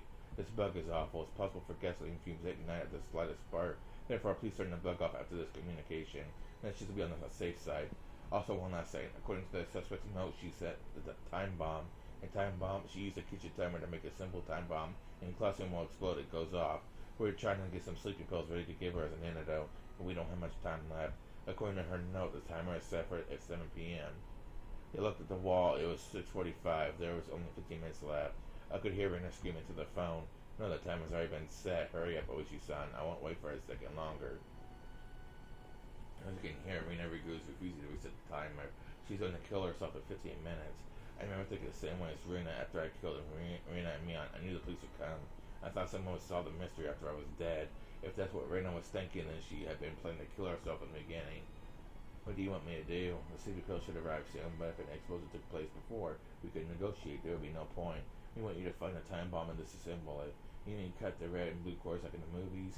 It's probably simpler than that. According to the suspect, she used a kitchen timer. It's not a battery-operated one. It's one of those you plug in. It looks like an alarm clock. You see anything in the outlet in the classroom? There was one outlet in the back and another one at the front of the classroom. I checked, but I didn't see anything that was plugged in. No, I don't see anything. If an ignition was taking place somewhere else, it wouldn't work. It would be in a classroom. No, I don't think so. The only cord coming from the hallway is the one Verina's phone. Is it possible for the kitchen timer to be battery operated? It's a type that's powered by electricity. Could it possibly be in another room? If there's a different room where she expects gasoline, then the timer could be in there. Are you telling me to check the whole school in 15 minutes? Damn, I'm injured here, you know. But if I stayed here, I'd die in 15 minutes.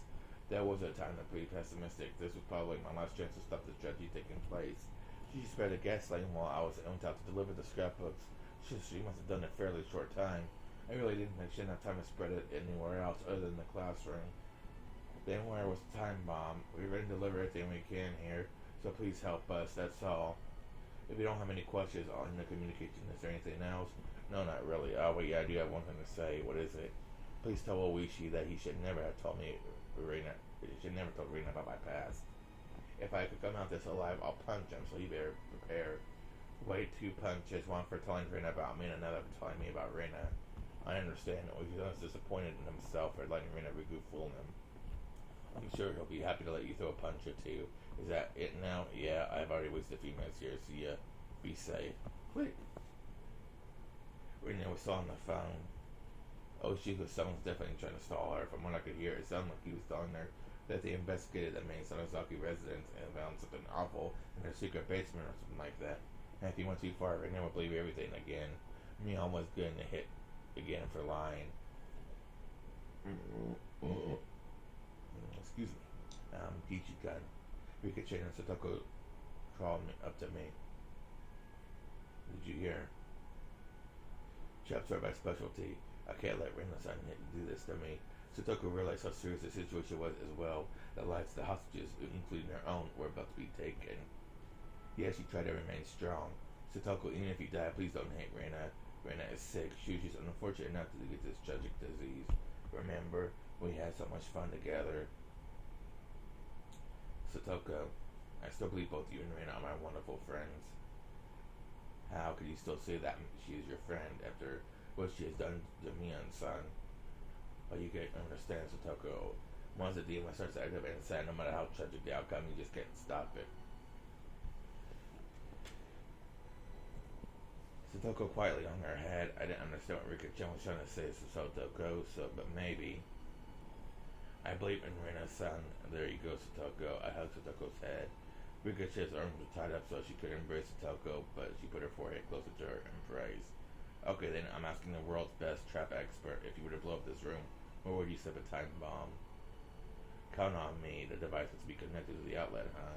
Yeah, that's right, but it could be somewhere else other than this room. It's possible that she spared gasoline all over a different room and set the device there. No, I don't think she had enough time to do that. She had gasoline hidden close by and only spread it here. That was all about the time she had. I remember now Rena told me last night that she had prepared something for today. That means she had things ready since then, at least. Those are all hints I get at him. A cruel, mind-sweeping game. You can find that stuff. If you can, there's no way I can. I'm wagering all my trust in you. You could do it, Satoko. In order to save Rita, please find it. In that case, very well. I sure proved that Mina-san's trap as a child's play compared to one of my own. I'm going to ask you one more time. If you were to blow up this room, where would you set a time bomb? Satoko grinned and closed her eyes to concentrate. Well, who are you people? Move over. Who's in charge here? Several cars had arrived, producing several men. They weren't from the Okonomiya station. One of the men was wearing a suit despite the hot weather. He approached me, pushing Kumagai aside. Hey, look who's here. Good to see you again. Otaka cut from the prefectural headquarters. Watch your mouth. I'm ranked much higher than you now, so don't address me so casually. Can I help you with something, Otaka-kun? I'm rather busy at the moment. You can't possibly be thinking about taking over this case. Who approved it exactly? I did, Oishi-kun. Chief, Takasugi-kun has informed me of the situation. He also told me that you started all this. You can go now. The troops will take over. The troops? Otaka-kun, you aren't going to storm the building, are you? I understand the risk, but we don't have any time left before the bomb goes off. You have taken too long. We're here to take care of that mess you left behind. Just step back here for a minute. I couldn't talk back at both the chief and the guy from the prefectural headquarters gave me an order. Moshi-san, who the heck is he? That's Otaka-kun. A long time ago, he was showing off, even though he was bad at mahjong, so I taught him a lesson. Or maybe he's still holding that grudge from when I knocked him unconscious in that Kendo tournament. Obviously, we didn't get along. Give me the latest update, Oishi-kun. Are you serious about storming the school? We were about to settle the same peacefully with some sleeping pills. What are you trying to accomplish here? It's too late for that. If we had another hour, that would be possible. Instead, a special unit from Prefectural Police Department will move in. Your unit will be there for backup. Chief, you know what's going on, don't you? That classroom itself has turned into a huge bomb. But even the classroom isn't the bomb we're scared of. It's just suspect Narigu. We finally calmed her down and found a way to settle this peacefully, and we're about to start that operation. I know we only have about 10 minutes, but I'm still make sure this works. I'll continue negotiating. If she doesn't work, then I'll be blown up. Then you can sit back and say I told you so, okay? Oishi-kun, is a special unit from the prefectural police department. Isn't just any old unit. You've heard about the second company, haven't you? What's that, Oishi-san? Is that second company that well known? You remember about 5 years ago when a JRA hijacked that plane, Flight 472? I've heard that special counter-terrorist units were put together in Tokyo and Osaka after that incident. So they really do exist. But why would a special unit from Osaka be here? Otaka smiled proudly. We just happen to be holding a training session with your prefectural police unit. We requested their help. Nah, you haven't changed, have you? You have a bad tendency to escalate matters quickly. The company members exited the vehicles one after another and took position. They didn't move like policemen. Otaka-kun, are you really going to have a gunfight here? One shot, I'll take the trigger and an explosion. Don't worry, they won't use firearms. They're using riot shields and riot guns. These guns send out tear gas at high pressures. There will be no issue with explosions. Wow, I never heard of such a convenient water gun. By the way, that's why we reached the classroom from across the schoolyard. You don't need to worry about that. You just move over and let us do our job. As I lifted my arms exaggeratedly, one elbow accidentally touched the car horn, which honked. Of course, I did it on purpose. Are you trying to get Kichimibear's attention? Of course. I just hope he heard it. What are you trying to tell him now? I'm probably thinking about breaking one of the windows with a grenade and shooting tear gas in the room. They had no idea how serious Enrico is. Deadly serious. Even the noise of a window breaking could drive her over the edge. Are you saying the special unit can't suppress her? Of course not. That's why we become so careful. Rina Riga has been intending to kill herself this whole time. It really doesn't work on people who don't care about dying. We only have Mibera-san now. Oishi-san, here he is. Hello, this is Oishi. If you can hear me, please cough. This is an emergency. Please listen. I have a feeling that's not good news. Unfortunately, you're right. The prefectural police are getting involved. They're going to ruin everything we've worked for so far. There's a special unit about to break in. Hey, the only reason I haven't used our pepper spray is because that won't stop her from igniting the gas. It really won't work. The prefectural police don't understand that Rigu-san is prepared to die. They're assuming the lighter is just a threat and that she isn't only going to ignite the gas. They'll break in within 5 minutes or so. Please take the lighter from Reno Rigu before they move in. Is it in addition to your order to do something about that time bomb? Yes, that's right. I've got to be kidding. You don't want me to take the lighter from Reno and do something about the bomb too within all 5 minutes? Come on. You're the only one who you can count on. I'm begging you. How is this Otoko? Can you think of something? I just have to check the hallway on the first floor to check whether it's there or not. You know, in Renaissance patterns, if it's on the first floor, it would be there, and if it's on the second floor, it would be there. I just have to check to see if there's a cord in the hallway first, right? It should be there.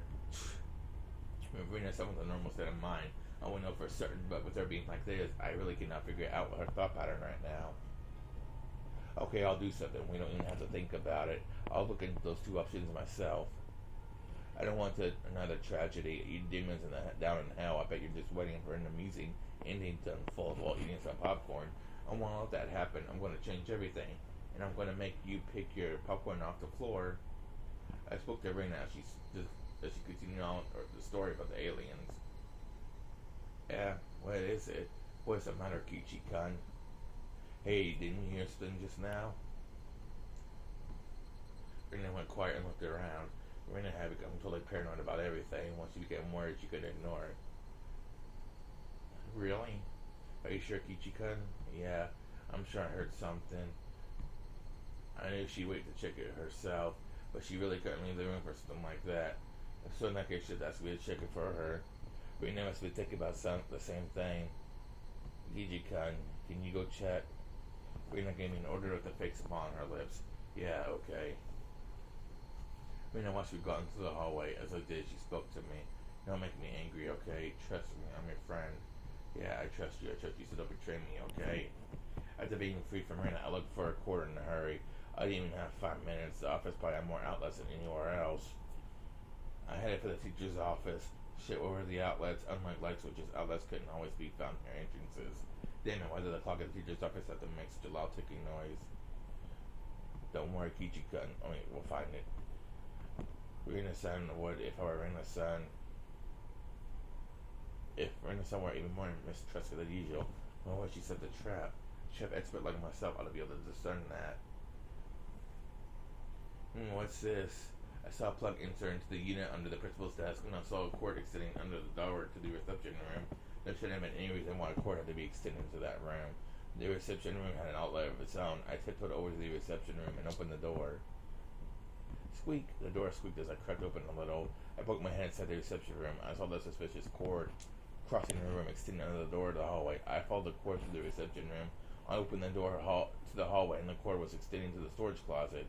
The storage closet was used to hold cleaning chemicals. I could smell from there. The cord was extending into there. I carefully opened the door and turned the light on. The cord was attached to another cord, and there was an alarm clock that didn't belong in there. I found it. The time bomb. So all I had to do was unplug the cord. I picked up the alarm clock. I looked like a normal alarm clock. Actually, it was a normal alarm clock. I remember Kuma guy calling it a kitchen timer. He said it was a bit like an alarm clock, but this wasn't an alarm clock. It was like an alarm clock. It was an alarm clock. When it didn't, alarm clock used batteries.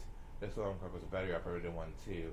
I looked at the extension cord and there's nothing plugged into it. And what was this extension cord for? Why was this sitting all the way from the teacher's office? No, Kichi-sensei.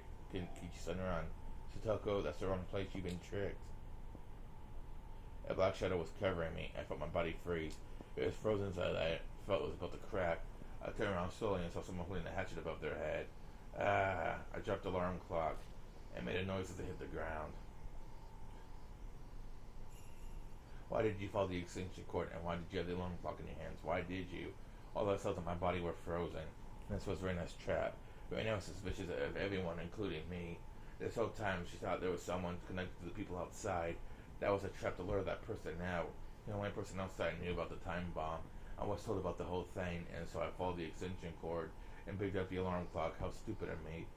Wait, Rena. I trusted you, Kichi-kun. How could you? Rina hit me with the back side of the hatchet earlier. It was painful, but it didn't kill me. But this time, just holding the hatchet the right way, it wouldn't just crack on my forehead. It would split my entire head open. Rina lifted the hatchet mercilessly. She moved down slowly as if everything was in slow motion. She looked almost divine. Maybe it was holy. I was praying after all. Praying? What was I praying for? I was praying for my life. Wow. It was so sudden I couldn't tell what happened. Rika-chan jumped onto Rina from behind. I didn't know what kind of weapon Rika-chan used, but Rina started moaning. It clearly hurt. That brought me back to reality. I couldn't just watch them. I had to get the ladder from Rina. Wow. Don't think you can win with mere force. Rina knew I was after the ladder, so she closed her fingers on it tightly. Rika-chan was grabbing onto the arm Rina was holding the hatchet in. I wanted to tell her to run, but thanks to Rika-chan, I could use both of my hands to get the lighter. Wow, the lighter flew out of Rina's hand. It hit the hallway and dropped onto the floor. I picked it up. The same moment I did it, Rina managed to shake off Rika-chan. Kichi-san, I know now, I figured it out. I heard Satoko screaming from the classroom. Satoko, I figured out why Rina hid the time bomb. I wanted to catch Rina, but I didn't have time for that. I had to lose with them on the time bomb instead. Kichi, hurry up and go back to Satoko. Rika-chan had her arms spread, blocking Rina's path forward. What are you doing? Just run. Kichi, this isn't the first time I've done this for you. Don't you remember? If I tried a little harder the previous time, you could have made it. So this time you're going to make it. Just go. I didn't know what Rika-chan was talking about. But there was one thing I didn't know. Just like Rina and Meow were ready to give up their lives for their friends, and I was willing to give up mine. Rika-chan was prepared for that too. Therefore, Rika-chan was telling me to run like... Rika-chan was like telling her she wasn't my friend. And so I will depend on my friend Rika-chan. Thank you, Rika-chan. Kichi-san, we are running out of time. Leaving it to Rika-chan at the desk for the classroom. As soon as Rika heard Kichi's footsteps reach the classroom door, she sighed in relief. As she did, Rina's black shadow came ever closer. Ah ha ha ha ha ha.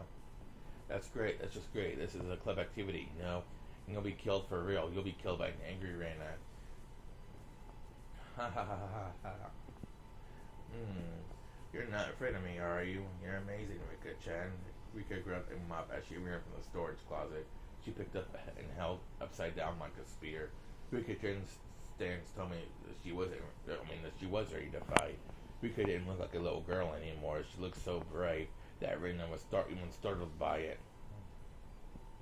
Boy, you really are amazing. You aren't afraid of being killed at all, huh? Rika smiled cynically. Rika usually never smiled this way. Do you really think I would be afraid of death?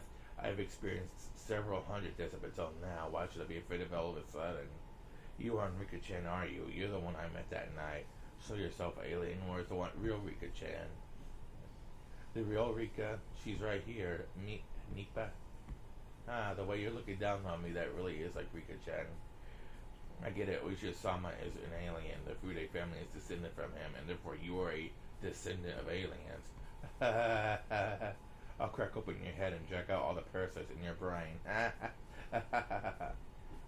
Rina raised her hatchet and charged at Rika with a scream. Yeah, one swing is all I need to smash your head open. Mina looked like a beast trudging towards its prey. Rika took a step backwards and lowered her body, preparing to counterattack. She did that with no hesitation. Even a minute is plenty. I'll play with you. Come on, hatchet girl. You not get it, Kichi-san? All the hands were already in place this morning. Calm down, Satoko. Explain more slowly so I can understand. What are you trying to say? It's simple if you just remember. Come on, it's quite obvious when you do. Hey, Ch.6, today close the windows. Silly, it'll be hotter in here if we close the windows. Yeah, but it smelled like gasoline coming from outdoors. There were no forestry service people in the office, so they weren't doing any work today. The smell wasn't coming from anything they were doing. In other words, it was the smell of Rena's gasoline. When I hid the gasoline in the other classroom, she had it in a plastic container. You can't smell gasoline that's in a plastic container.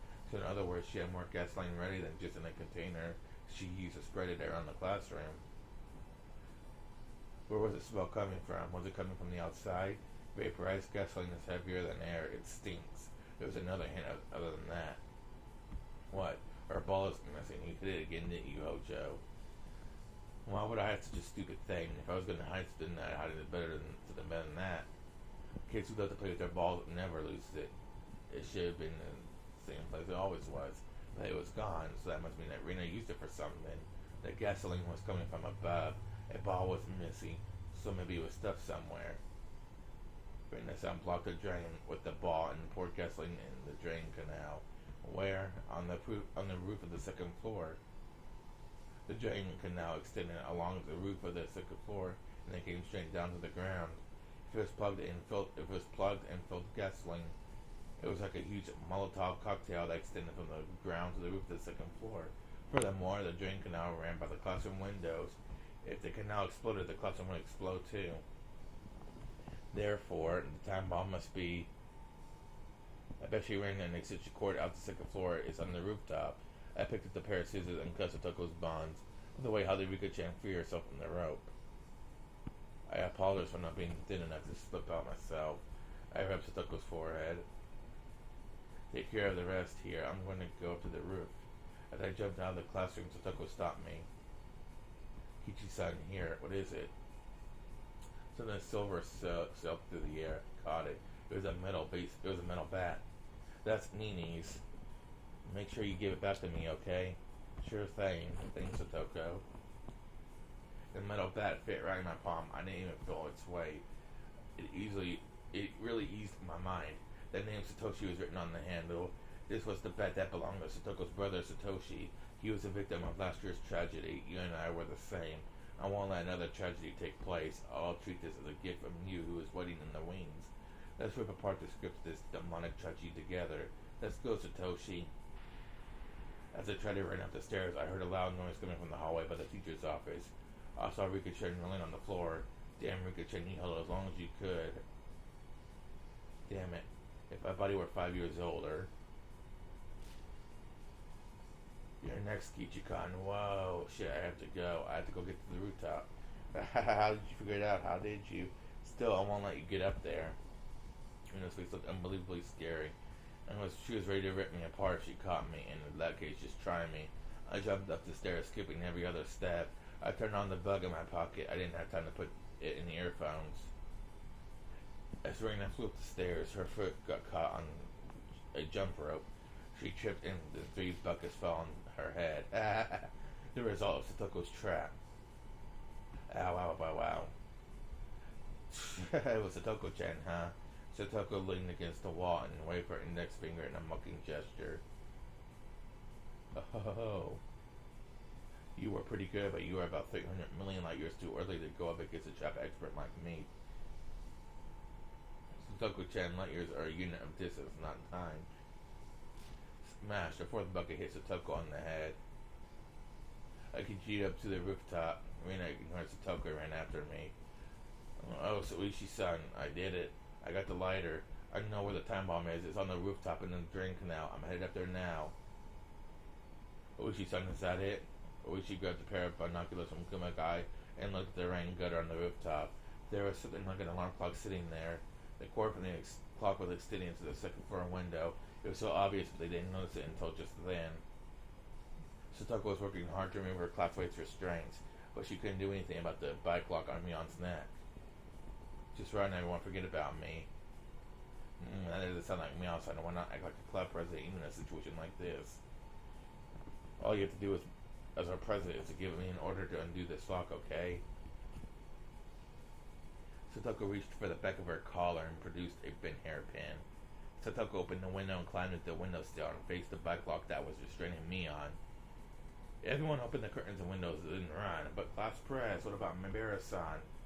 The police will help Kichi-chan. All you need to run as soon as possible. Huh? Did you unlock it already? To me, this type of lock is a child's play. The binoculars were trained on the classroom. All the curtains were open as well as all the windows, and the children in turn were running out onto the schoolyard. Oji pushed Taka aside and then grabbed the radio and yelled into it. All the units go, go. Secure the hostages. The suspect is going to the second floor right after one of them. Hey, what are you doing? Otaka grabbed the radio from Oishi, but Kumagai stepped in. Oishi couldn't give me back the radio. Yeah, there was a dull noise, and Otaka crumbled to the floor, convulsing. Oops, sorry. I guess my knee happened to hit your balls. The classroom is still filled with gasoline. Be very careful. You are forbidden from using any gas bombs or flares. Again, do not use gas bombs or flares. The whole place will blow. Support unit HQ. We secured 24 hostages. One is injured. This is an assault unit. We're trying to take control of the first floor. We got a problem. The electrical room is locked and we can't get in. You can't get in. Why can't you break down the door? The located directly opposite the classroom. The small gasoline is strong here. We must ignite the gas when breaking down the door. We'll wait for further orders. Shit. We could have just turned the power off. Forget the electrical room. Go secure the second floor. Assault unit, roger that. Alpha, go, go, go, go. Otaka-kan, what were you going to do if you failed to secure the electrical room? That is what the special unit was for. The problem with the rich boy, we'll just have to secure the clock's outlet now. Step our unit to HQ. I can see a male hostage on the rooftop of the first floor. Oishi-san, that's Mibara-kan. Give me the speaker. Mibara-san, the clock is plugged into the back room on the second floor. I shook my head repeatedly. I couldn't do that. Reno was coming after me, so I couldn't head that way. What else could I do? The only way was to get to the rooftop of the second floor and get the clock from there. Mibara-san, continue up to the roof of the second floor. I'll direct you from there. Oishi-san was telling me to go further up. Sutoko only told me that I was on the rooftop of the second floor, and she didn't tell me where exactly. She said it was the drain canal. Maybe Oishi-san found it with his binoculars. I put the foot on the railing of the veranda and ran up to the rooftop. I never felt so light. It felt like I could lift myself with just 2 or 3 fingers.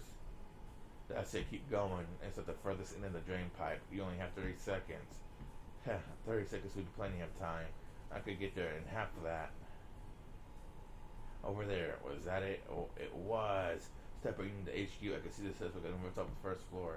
I wish you could fire, but you're using live ammo, aren't you? It's not tear gas or anything, is it? No, it's live ammunition. He use those in the military. Japanese police don't need things like that. Mibara-san, she's after you. Hurry. She'll be there soon. Man, how many more seconds did I have? Oh, who cares? Whoa. I slid down the roof and grabbed the kitchen timer that was sitting on the drain pipe, which is filled with gasoline. There was a cord with the copper wire attached to it. It was supposed to create sparks that started an explosion. The hands on the clock kept moving, and the second hand trying to reach the minute hand. 7, 6, 5, 4, 3. Well, I threw it to the ground. A moment later, I heard the noise of something breaking. Did I do it? Assault unit to HQ. The time bomb has been stopped.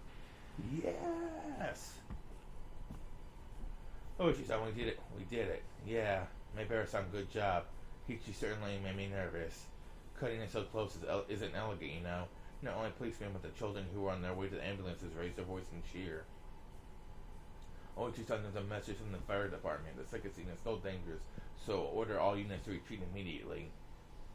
Is the time bomb gone now? Although the ignition device is gone, it's still extremely dangerous. The lives of the assault unit might be at stake. Damn, what about Mibara-kun up there? Can he jump off? Oichi-san, according to the map, there's a flower bed by the school building. We'll tell him to jump there. Oichi-san, all units stop the operation. Fall back immediately. Fall back.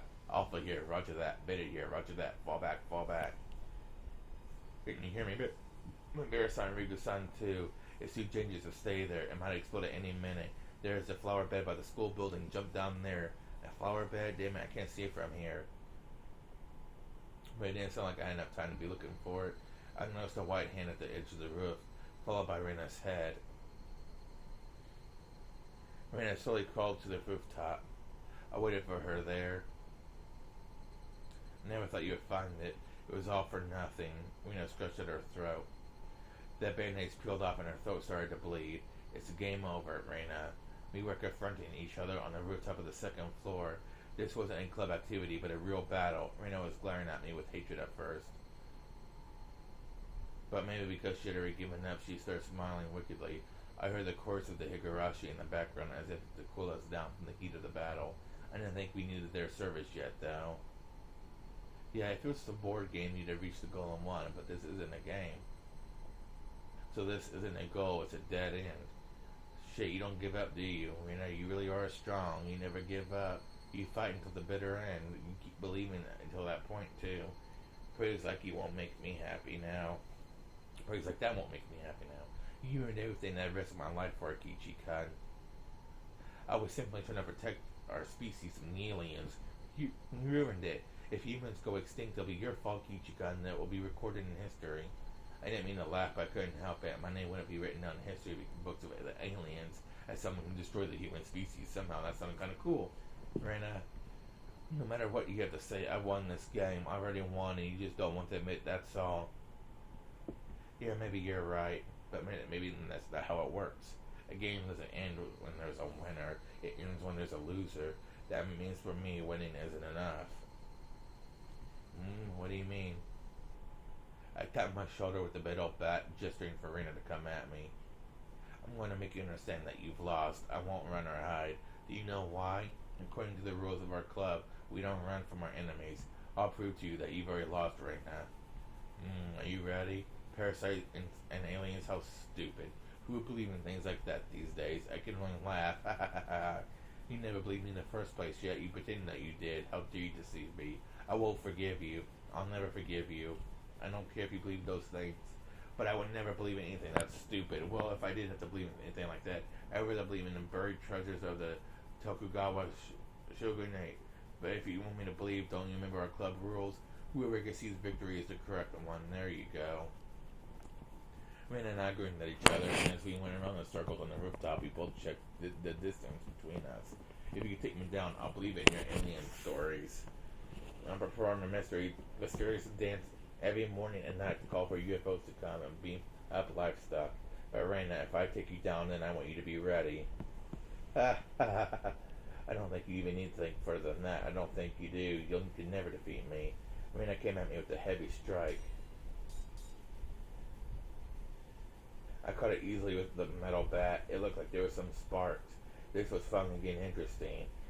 Maybe you shouldn't say that yet. You might be wrong, you know. When I went through a whole lot of fierce battles in our club, I learned something. I learned about myself. Now I know what I need to bring out my ultimate power. Really? I wonder what that is. I wonder. We know your hatchet could be a powerful weapon.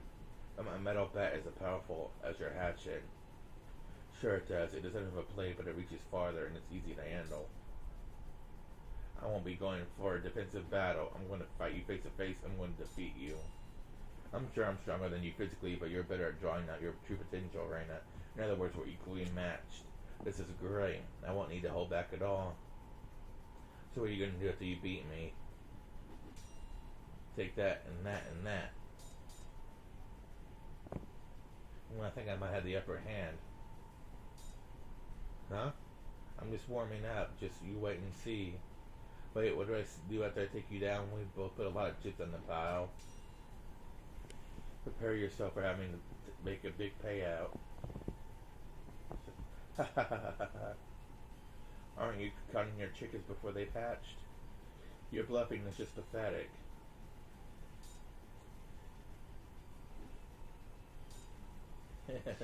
You don't get it, do you? My strength increases in proportion to my reward, don't you know? Let's see. You'll be my personal maid. Starting from the moment I wake up until I go to sleep at night, you'll serve me all day, every day. With Coach yourself, you'll be wearing a different costume every day. Wait until I go to sleep at night, right? At night? What if I make it so that you won't let me sleep instead? How about that?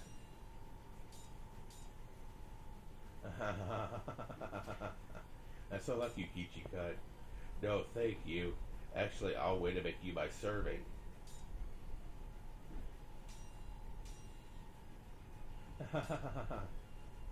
We both laughed like crazy people as we struck at each other. It was strange how fun it was becoming. Rain and I were trying to kill each other, and yet it was a blast.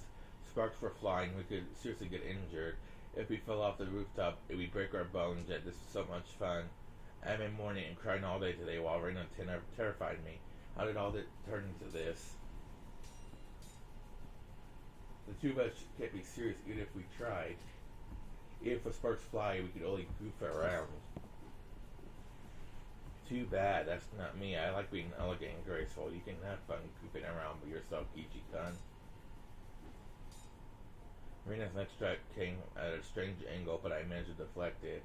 Whoa, ha ha ha. That's too weak, you're done. Haha. Finally, I'm all warmed up. This is just a warm-up, right? Huh? Stupid, this isn't even a warm-up. This is like taking a walk. Hey, you're all sweaty. Instead of sweat, you'll be covered in your own blood. Mibera-san, jump off. Come on, jump. He isn't even listening to us. He's so into it that he can't even hear anything. Oishi-san. Sorry. What is it? What do you mean, what is it? We have to figure out a way to rescue him. Oishi could figure out why he was distracted, considering the seriousness of the situation. He was engrossed in watching two of them fight with the sunset behind them, but Oishi wasn't the only one. Everyone was captivated by their battle on the rooftop. At that moment, a sudden loud voice broke the silence. Mibera-san, hang in there. Careful, don't fall. The students who were about to climb onto the ambulance, they were cheering him on. Mion was being loaded onto a stretcher with bandages on her head, but she even sat up, captivated as she was by Reina and Kichi's duel.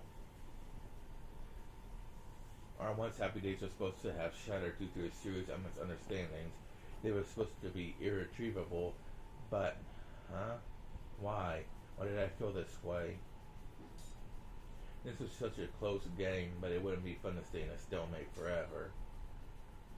Reina and I kicked at each other with perfect timing and increased the distance between us. Hey, this is a blast. What do you think, Reina? Isn't this just the best? Been having fun since the very beginning. But it'd be even more fun to split your head open, Kichi-kun. Split it open. Wow, that's dangerous. Over here. Come back over here. Let's use more space. Something like this doesn't happen too often. Let's enjoy it as much as we can. This will make a great picture. Look, there's a beautiful moon behind us. This feels great. It was such a fantastical scene. Two people were fighting on the rooftop of the school building with the moon behind them. It was almost unbelievable. All the policemen and children looked at the mysterious and fantastical scene from a distance, completely entranced. Everyone was thinking the same thing, but nobody said anything. Why does it look like they're having fun? Getting all fired up at the breeze is cool. It reminds me of the Watanagashi festival. I don't really like to sit back and enjoy the cool of the evening in silence. When the moon comes up, I turn into an animal. All of us club members went crazy on the night of Watanagashi. The mayor scolded us by the end of it, but we laughed at each other. Oops. We laughed at each other and promised to do the same thing again next year. Going crazy in the moon, huh? That sounds cool, doesn't it? Maybe we're all already crazy. Yeah, I feel the same. We're having fun trying to kill each other. We must be mad already. This must be what insanity is like. Some people say the moon has the power to arouse passions in people. Maybe that's true, maybe it's not. One thing that's for sure is, even if we were a new moon tonight, we would still feel the same way. As our surroundings got darker, the sparks we create with each hit started to look like fireflies. Hey now, is there gasoline in the drain pipe right nearby? Who cares if the explosion happens? It happens. Hey, what are you doing? Are you getting too sweaty to hold the bat? Why don't you take a break and dry your hands off? I'll split your head open while you do that, though. That's a good one. Isn't your skirt clinging to your legs? You can take it off if you want. I'll just watch you instead of attacking. Really? Then I'll give you a good blow to the head while you're turned by my legs. This really is so much fun, isn't it, Raina? Yep, sure it is. We flew, we danced. We struck, we laughed. We stepped back once in a while to catch a breath and then charged at each other and let the sparks fly. We aimed at each other and we went around in circles on the rooftop, our special stage. Raina and I were all sweaty. They weren't exhausted yet. The beads of sweat rolling down my body just tickled me. We exchanged fierce blows one after the other. Neither of us were at an advantage or disadvantage. Neither of us exulted in victory or raged in defeat. The battle with Raina in itself was fun. It was like a dance. A dance I couldn't dance by myself. It was a dance like the only dance of someone who I was equally matched. Didn't you think the same thing I did when we did the club activity with the whole class? The day we dueled with the water guns? Yeah, I did. We wanted to fight like this again. As we thought that way on the rooftop, our classmates down below must have thought the same thing. Our fight was so pure and passionate that everyone thought the same thing. We wanted to join them. It was the same back then. We were using water guns, but we did the same thing. But this is far more fun. I don't have to worry about how much water I have left in my gun. Yeah, we can create sparks with water guns. We couldn't strike at each other like this either. We were both breathing hard, waiting for the right timing to take a step forward. In the midst of that, we grinned at each other. That's exactly what I said. Damn, I'm going to say it again. Okay, I'll respond just the same. We both smiled wickedly in the same moment. This is so much fun. I don't even want to end this. Don't hate me if you lose. No, I won't. I'd hate myself for ending this game. But I know I wouldn't be the only one to cry in the end. I don't know about that. Your feet are getting weak as if they're made out of straw. Shut up. Whoa.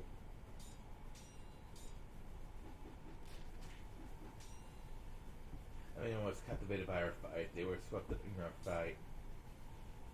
We both had weapons. Weapons deadly enough to seriously hurt one another. But we were both perfectly matched and neither of us had hit the other yet. Why did they look so happy? This was just ridiculous. All the people below were just watching this fight on the rooftop with the beautiful moon as the backdrop. Not even the police could stop them. This was impossible. This battle was absurd and completely impossible. Kishi-san, they tried to stay in the middle of the roof.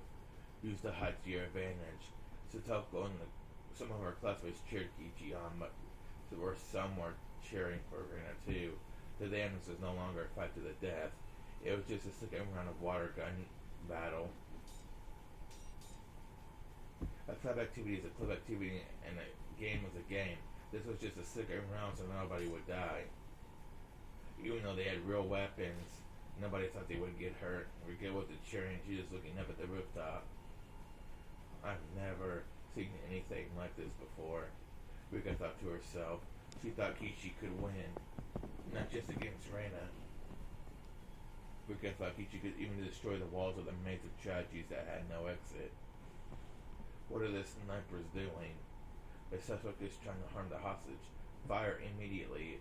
As Otaka yelled into the radio, Mion screamed for him to stop. No. Don't shoot Rina. Rina isn't crazy anymore. She isn't the one who she was earlier. She's a different Rina, so please don't shoot her. What do you mean she's different? Look, she's swinging around that weapon. She's trying to kill him. Unless we shoot her down, the hostage is in danger. No, don't shoot at Reina. If you shoot Reina, Kishan will kill you for sure. I can guarantee it. Why would he kill me? They aren't trying to kill each other. They're just having fun creating sparks. Can't you see? Kishan is talking to her too. He's telling her that they're equal. That means she can trust them more than anyone. Kishan will wake Reina up. No, he's already waking her up. Reina's nightmare is almost over. Kichi couldn't hear the best. I don't even want to kill you anymore. A world without you will be so boring. Thanks for the compliment. I appreciate it. So what's going to happen to the world, huh? Aren't you definitely trying to invade it? You know, I don't think I even care about aliens or parasites anymore. If the world is going to perish, go ahead and perish. Who cares about the conspiracy of the three families anyway? That's right, even if a meteor hits Earth tomorrow. Nothing could be more fun than this moment. Hey, aren't you supposed to die tonight due to some poison?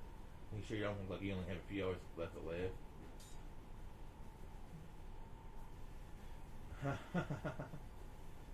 That's right, I completely forgot about that. I'm supposed to claw out my throat and die tonight. Hey, that's the scenario you came up with, don't forget. Come on, scratch your throat once in a while at least. You know, it doesn't itch anymore, does it? It definitely doesn't. This is more fun than scratching your throat out could ever be. Yeah, this dance of ours really is way more fun. I wished it would never end. But my body was screaming. I was breathing hard and I felt dizzy from the lack of oxygen. My upper body felt as light as a piece of paper, as if even a slight breeze could take me away. It really had been a blast, but I needed it to end soon. I felt the same sadness as in that water gun fight, but back then it had been declared a draw. I wonder what will happen this time. Who knows? But one thing is for certain. What? I loved doing this with you. Me too. I jumped backwards and slammed the roof with my bat. The bat was intense as a huge drum, and the noise woke up by the people who were captivated by our fight. The silence returned, and the chorus of Higurashi filled the air. Okay, let's pause for a moment. Sure, let's end this with one more strike. We started to move slowly, and increased the distance between us. Everyone realized it. This fight was ending very soon. Okay, this is it. I'm going to ask you one more time.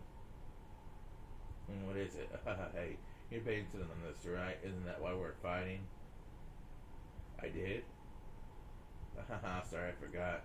You're hopeless. Okay, listen carefully. If I win, you'll become my personal mate and serve me every day. You'll have to introduce me to others as your master. My uniform better be cute. Of course it will. There will be a variety of uniforms ranging from old-fashioned ones to ones that are a little dangerous. They'll be custom-made so they'll fit you perfectly. How about that? My goodness. I don't want anything to lose, but if I could, but that could be fun somehow. If you win, Reina, I'll pause for a moment. If you win, I'll believe your stories. Reina was happy until that moment ago, but that expression suddenly wiped from her face. Aliens are invading the earth, and we have parasites in our brains. When it sounds like you kind of explain the strange theories between the parasites in the secret, and the aliens will be control of the world starting tomorrow, I won't believe in that. Also, since you're dying tonight, I'll make sure you go peacefully, so don't worry. It's not fun if I win, is it? Your reward sounds a lot more fun than Kichi-kun. Well, what can I do? You did all this because of what I just said, right?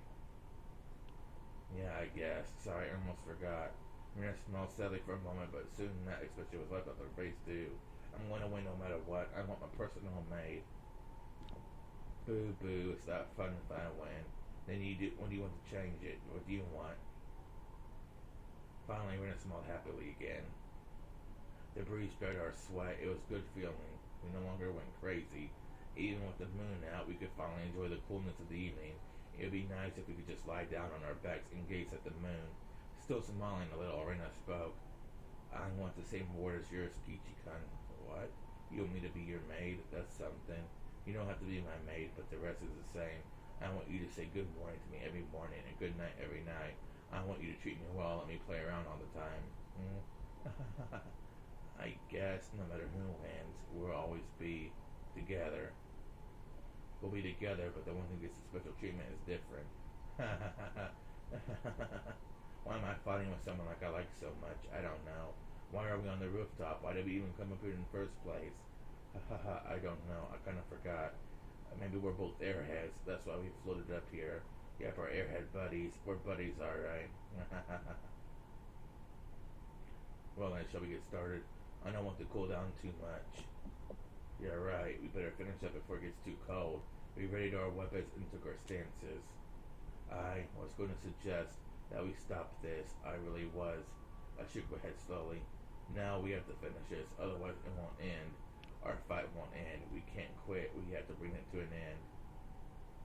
But this isn't right. It's possible that no matter who wins or loses, there'll be no reward. Even if that happens, we shouldn't hate each other. So I'm going to tell you this now. What? It was fun. Yeah, I feel the same way. Even if one of us dies, we'll see each other again. And when we do, we'll have fun in the normal way. We'll laugh together in a normal way. And we'll fall in love in a normal way.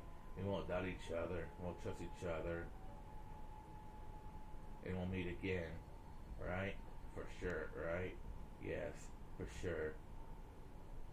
Tears appeared in Rena's eyes. I knew I was about to break down too. Okay. Are you ready? There was no signal, but we stepped forward at the same time. Our shadows jumped in the moonlight. We were fighting so viciously earlier, but now it was like we were moving very slowly, and we must have looked like a shadow play. Everyone was watching the shadows dance. Rena's shadow hit my metal bat violently. As a result, I let go of it. The metal bat bounced once off the rooftop, then rolled down to the schoolyard. I lost my weapon. Here was Rena's chance. Of course, you wouldn't miss it. I was lying flat on the roof, and Rena got on top of me. Rena's knees were holding down my arms, and there was no way for me to fight back. The moon was divided into two. The shadow of Rena's hatchet split the moon right down the middle. This was the end. Shit, that was good. I can't even pull my arms away. Hey, Kichi-kun, it's over. Alright? Not yet. It's over until you swing down your hatchet. I don't wanna. Huh? I don't want to. I don't want to. Rena's arms were still raised, but tears were pouring from her eyes. What happened? What went wrong? I loved everyone, and I trusted everyone. When did I start to doubt them? I don't know why I'm doing this to you. I don't know why. Why am I doing this to people I love so much? You realized it. You realized it in this world. I can't believe myself. Every day was so much fun, but why? Why? I didn't have any complaints. I didn't have anything. I didn't worry about anything. So why did I desire to destroy everything with my own two hands? Rena, you're incredible. After I killed you and Mion, I didn't realize I had done anything wrong, so I left a note and called Oishi-san. I still believed that someone else was at fault until, even after I was dead. I didn't even notice that I had sinned. How sad it was to kill my friends because of a little misunderstanding, even when they were trying to help me. And how painful it was to not realize it was a sin. Therefore, you're amazing, Rena. You didn't kill any of your friends. You came to your senses before you committed a sin. You're incredible, Rena. Just incredible. You're totally different from me. When I stood up slowly and lowered her hatchet, I hurt my friend. I hurt Mi-chan. Just apologize to her. Personally, I appreciate that move will help me tell the twins apart. I've already killed, huh? No, you haven't. Who did you kill? Rena, Mia, and Tepai Hojo. All those two. I thought it was right to kill them, but the day I killed them, the world started to go crazy. Did that mean that it was wrong to kill them? I don't know if it was right or wrong, but it wasn't the best thing you could have done. What do you mean the best thing? You know? I grabbed Rena's head and embraced her. Then I told her it's just so simple. It was so simple you won't think of it. But Rena didn't do it. I didn't do it either back then. If you're in danger or you feel like doubting others or something sad happens, it was so simple. You should talk to your friends. That's right. You're right. Oh, wow. Rena cried in her arms for a while. She cried about the wrong choices she made at the very beginning. The choice couldn't have been hard to see. I'm sure it was something that was within her grasp. How stupid it was to worry about herself. She had friends. She had friends whom she trusted. Why did she think she couldn't talk to her friends about it? I was wrong. Why didn't I think about it? Everyone trusted me, so why didn't I trust them? I was the same way before. That was why I won't laugh at you. But you realized it. You realized it a lot sooner than I did. We will soon trust each other. We will never doubt your friends. We will rely on each other. We will talk to each other and help each other. That's why friends are always happy and why we can endure anything together. Okay, right now, why don't we respond to the curtain call? This really is the end of everything. What do you mean by the curtain call? What do you mean? Well, I was just talking to myself. Come on. We stood up holding hands together. Just holding hands. The moon was hanging behind us. When I nodded, Rena threw away her hatchet. It disappeared into the darkness below. Then I spoke to the audience in hell, the demons who weren't expecting to send me. I was proclaiming victory. That's all for tonight. We overcame this tragedy. We'll never doubt each other again. We'll be united forever, no matter what disaster might befall us. Don't think we'll ever yield. Who cares about tragedy? Who cares about disaster? Even if the script is written by demons, we'll tear the whole thing to pieces.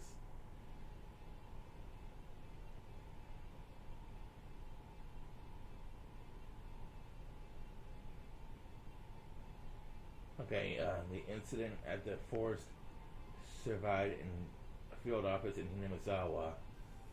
Date of event, midday, June 25th, the 50th year of the Showa era. Location, Hinamizawa, Shitsubone City, X-Chelm, inside the Forest Service field office. Summary. On June 25th, the suspect Ryugu Reina broke into the Forest Service field office in Hinamizawa. She forced her way into the classroom of the local school, housed within the office complex, and proceeded to take 25 people hostage. The suspect scattered around a large quantity of gasoline and held the school hostage for over 7 hours. The situation remained in a deadlock for some time, but at 1845, several hostages resisted and fled from the building. At the same time, a special unit from Osaka Police Department's 2nd Riot Division arrived on the scene. 24 of the hostages were safely rescued. The remaining hostage fled to the roof, and after a brief pursuit, the suspect engaged them in close combat. At 1910, she agreed to disarm and surrender, freeing the final hostage. Casualties: 4, all minor injuries. Details follow. Sonosaki Neon, she was captured by the suspect around noon that day. She escaped at 1845 and was taken to safety. The suspect inflicted minor injuries on her during the fight. Furude Rika, she was captured by the suspect around noon that day. She escaped at 1845 and was taken to safety, and the suspect inflicted minor injuries on her during the fight. Hojo Satoko, she was captured by the suspect around noon that day. She escaped at 1845 and was taken to safety. She fell and suffered minor injuries during her escape. Maebara Kichi, he was captured by the suspect around noon that day. He was released by the suspect at 1910. He received minor injuries when engaged in combat with the suspect. Regarding the arrest, Ryugu Reina, she disarmed and surrendered to the police at 1910 and subsequently arrested. She was taken to the Okonomiya police station and questioned.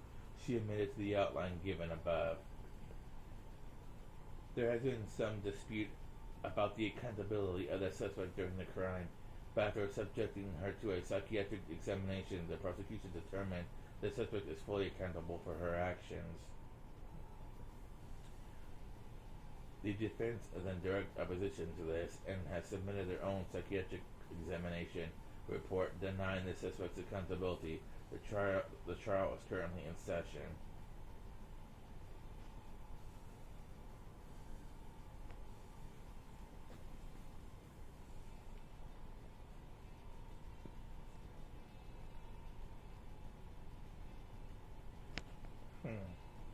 Man, I didn't mean for this video to be over 2 hours long. Dang. Let's set another Higurashi down. I don't think there's too many more left, if there is. Eventually we'll get, see the perfect ending, hopefully.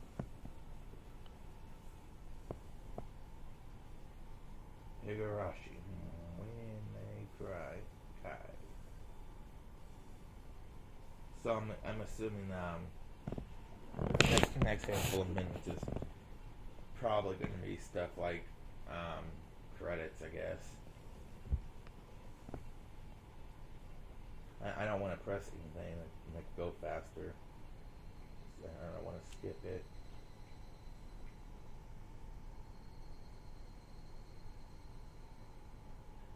Maybe I got to. There we go. Okay, and the scenario jump mode has been unlocked. The same pictures of me. Okay, scenario jump mode has been unlocked. This game features a scenario jump mode. You never play any scenario and it went away. Okay. The tips reading room has been unlocked. You can now read the tips you have attained thus far. To read them, select extra on the title menu. Then pick all read all tips as an option. The staff room has been unlocked. Okay. You receive new tips. The Demon's Script.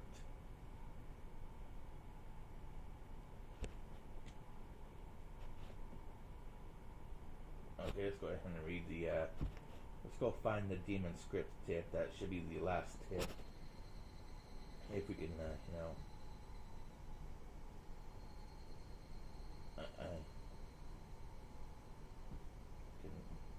button config. We'll make. Okay. View tips. The demon script. The 17th year of the Heisei era, early summer AD 2005. The car began to rattle as the road turned from the asphalt to gravel. The cry of the cicadas seeped through the tightly shut windows. Most people would open their car windows and let the natural air in along with the sound of the cicadas. But people are also spoiled. He'd rather keep himself cool if the air conditioning turned to max and listen to the sounds of nature. Usually it was the rainy season at this time of the year, but this June or this summer had already come without any rain, just like how the weather was on that day 20 years ago. The air around this area is just as clear as I remember it. Yeah, the winds are cool and the sunshine is bright. This place could have become a World Heritage Site like the village in Gifu. What a waste. But thanks to that, there are no irritating tourists around here. See, that makes it much better. Why do tourists forget about pedestrian traffic laws when they are in rural areas? They walk in the middle of the road, you know. Akasaka senpai, do you still do stuff outdoors? Not as much as I used to. My job doesn't give me much free time. Same here. Oh, hey, there he is.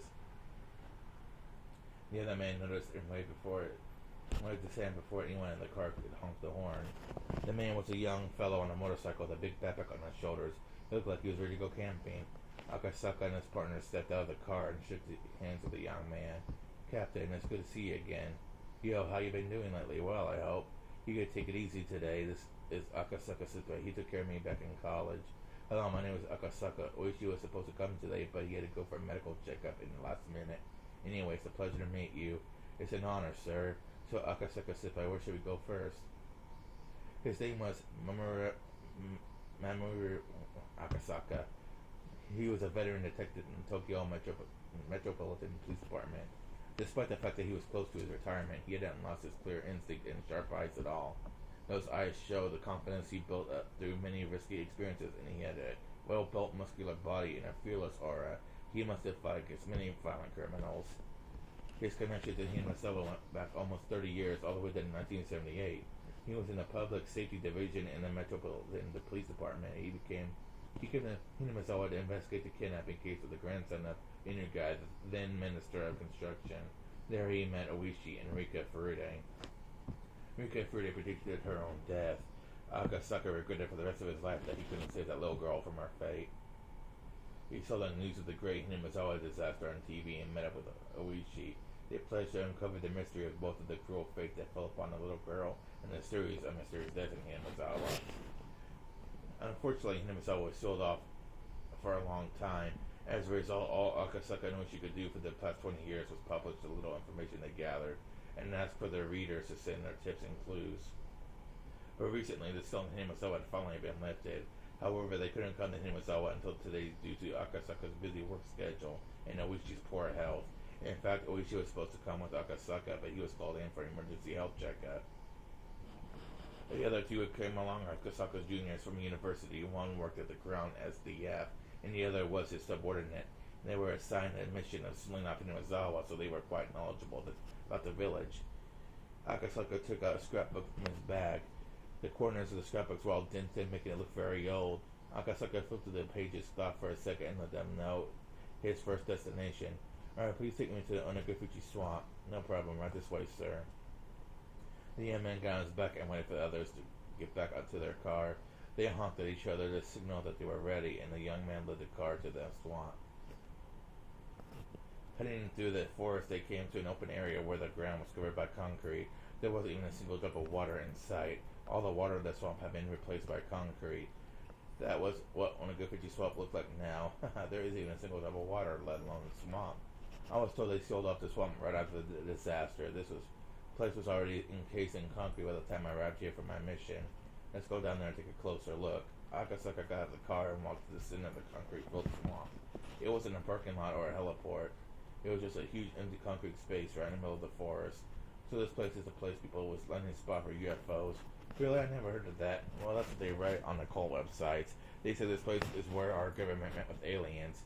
I can't blame them for such rumors, though, because an empty concrete space in the middle of a forest sure does look weird. Volcanic gas erupted from the swamp in June 1983. The deadly mixture of hydrogen and sulfide and carbon dioxide engulfed and destroyed Hinamizawa in a single night. The village was sealed off and has yet covered the swamp with concrete. But the people who write up these rumors on the internet actually have a point, and any geologist could tell you that covering the source of volcanic gas with concrete is absolutely useless. That's true. I never heard of anyone trying to prevent a volcano from erupting by pouring concrete into its crater. On the other hand, our country is known for wasteful construction using the taxpayers' money. Lately, people who have loved things like supernatural phenomena and UFOs write on the internet about the great Hinamizawa disaster. It's well known by now that the cause of the disaster was an eruption of deadly volcanic gas from the magma chamber. In 1986, a similar natural disaster occurred at Lake Nyos in Cameroon, Africa, so people easily believed such a weird natural disaster could occur anywhere on Earth, and that's what happened in Hinamizawa as well. However, a rumor about another possible explanation has begun to fly around the internet recently.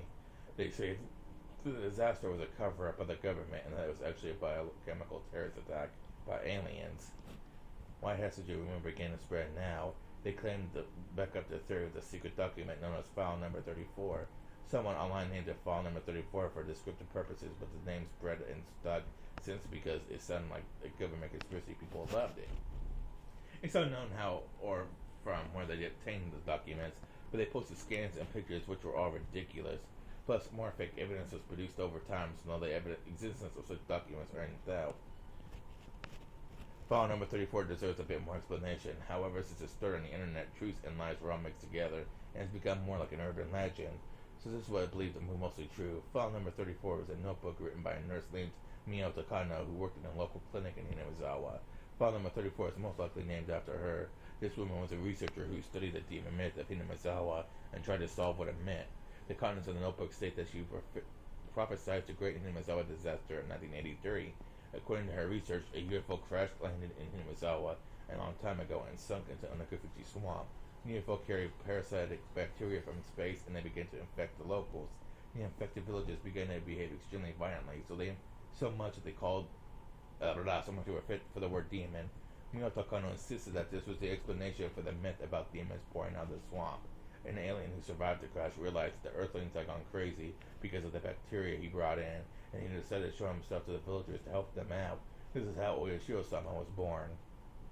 The aliens was able to cure the villagers with highly advanced technology, but couldn't eradicate the bacteria completely. Since the villagers looked up to the alien as some sort of deity, the alien utilized its status. They hand down specific rules to the villagers in order to stabilize the disease.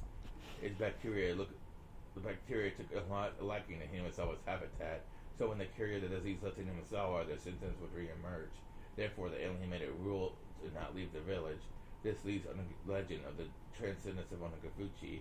The weird practices and miracles that the villagers performed were realized by means of advanced technology that they received from the alien. Wahaha, those maniacs do have a careful perspective on things, don't they? Do you remember Nostradamus' prophecies?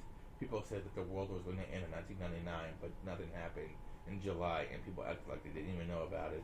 Those TV shows made people as scared as they could, and then they ignored the fact that it didn't happen. But Mio Takano did predict the great Hinamizawa disaster. It's not a lie. Look at these pages in the scrapbook. You must be joking. How could is this for real? As time passed, the bacteria stabilized in human bodies and became harmless. The alien and bacteria began to fade away from people's minds. However, the alien lived on for hundreds of years with the protection of the three families. It still lives on as a spirit of deity in the secret temple of a Fude shrine. The alien manipulated the bacteria living inside the villagers and maintained control over them for hundreds of years. The alien wanted to regain its power and started researching how to bring back the lost powers of the bacteria, etc., etc. Things get much stranger from there. People say that the disaster was actually part of the aliens' plan to conquer the entire Earth by spreading the reawakened bacteria. The Japanese government had a secret division that fights against the alien invasions, and they trained at Area 51 in the U.S., etc., etc.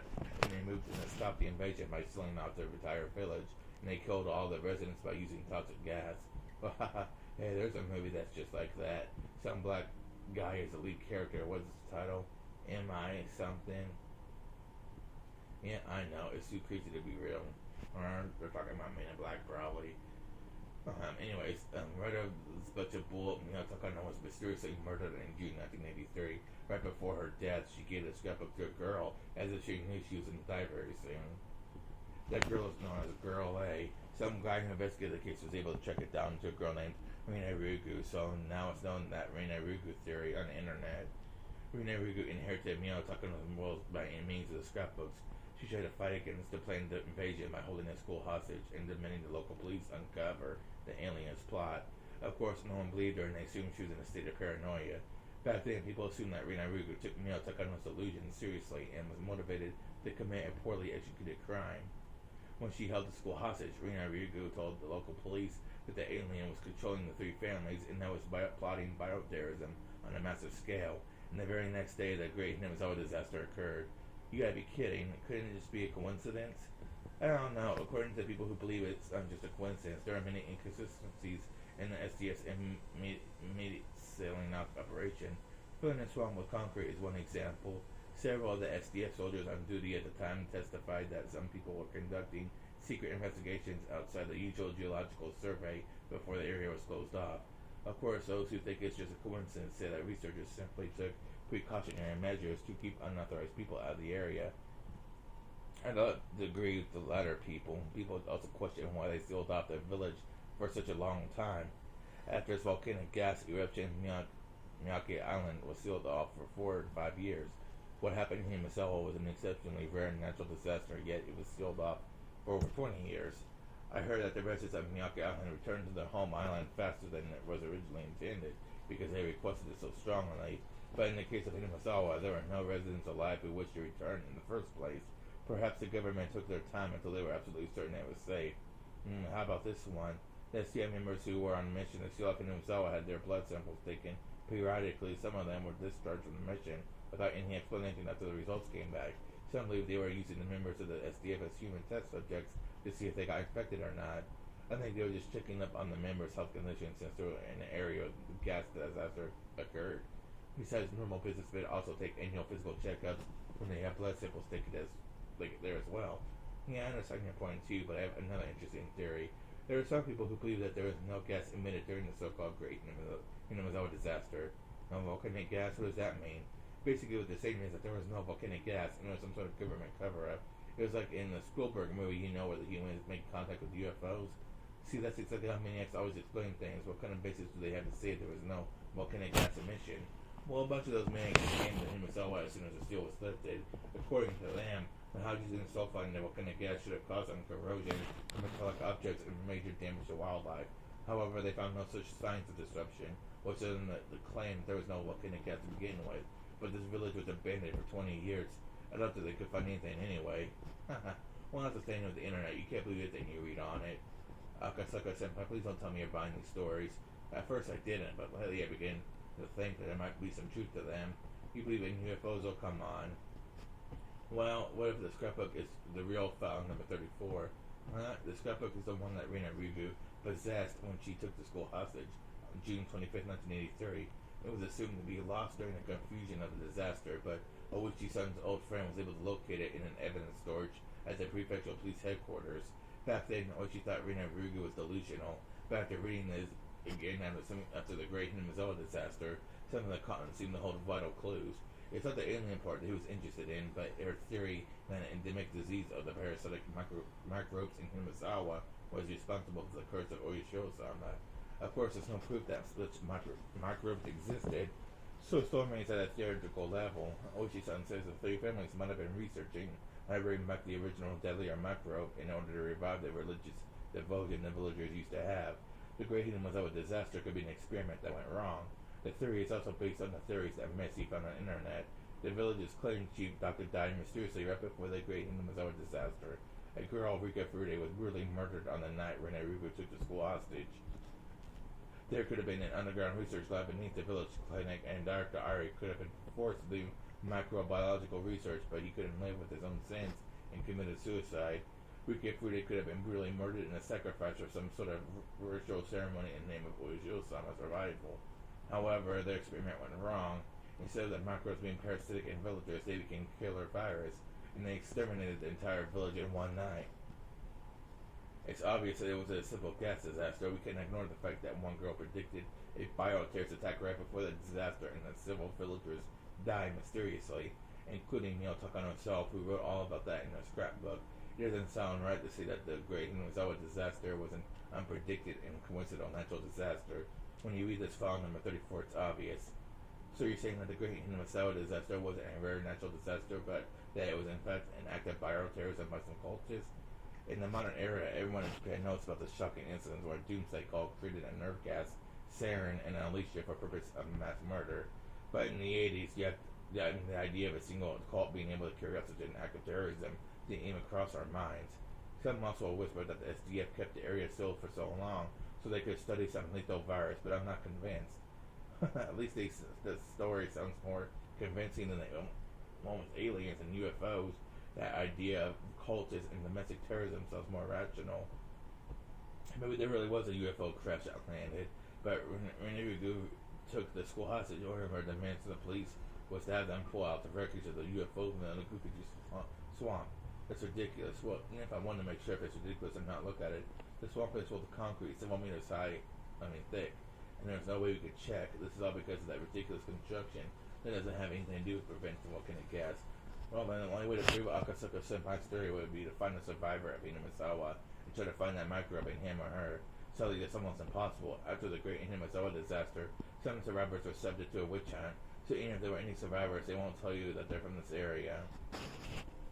Right after the disaster, some people who were from Hinamizawa started displaying erratic behavior. When they started dying mysteriously and committing suicide in strange ways, people got scared of them and chased them out of their neighborhoods. The government was practically useless in protecting their privacy at the time, so the former residents of Hinamizawa lied about where they were from and have kept it that way since. In that case, it's a dead end. But it's my duty as a cop to keep trying. There's enough circumstantial evidence to say that the Great Hinamizawa disaster wasn't a natural one. If I could grab a hold of it, one piece of concrete proof, I think I could start reeling in the truth behind all this. Yeah, but it's been over 20 years. The truth might be lying somewhere very deep in darkness. That's true, I might not find any answers, but it's already the 21st century. What happened in Hinamizawa in June 1983? The only factual evidence I had was that Mio Takano mysteriously died and left her a scrapbook predicting a bioterrorist attack. And a young girl took the school hostage to make it listen to this prediction, but no one took it seriously. The chief doctor of the village committed suicide. People believe that a little girl, Rika Fude, was a reincarnation of Orishiro-sama, and she's brutally murdered. But what's the truth behind this scrapbook? Was it written to reveal a huge conspiracy? Or was it just a bunch of delusions written by an occult maniac? If the contents of this scrapbook were true, the disaster could have been avoided if we had the warnings of the one girl. If they weren't true, then who created this disaster to follow this scenario of the scrapbook?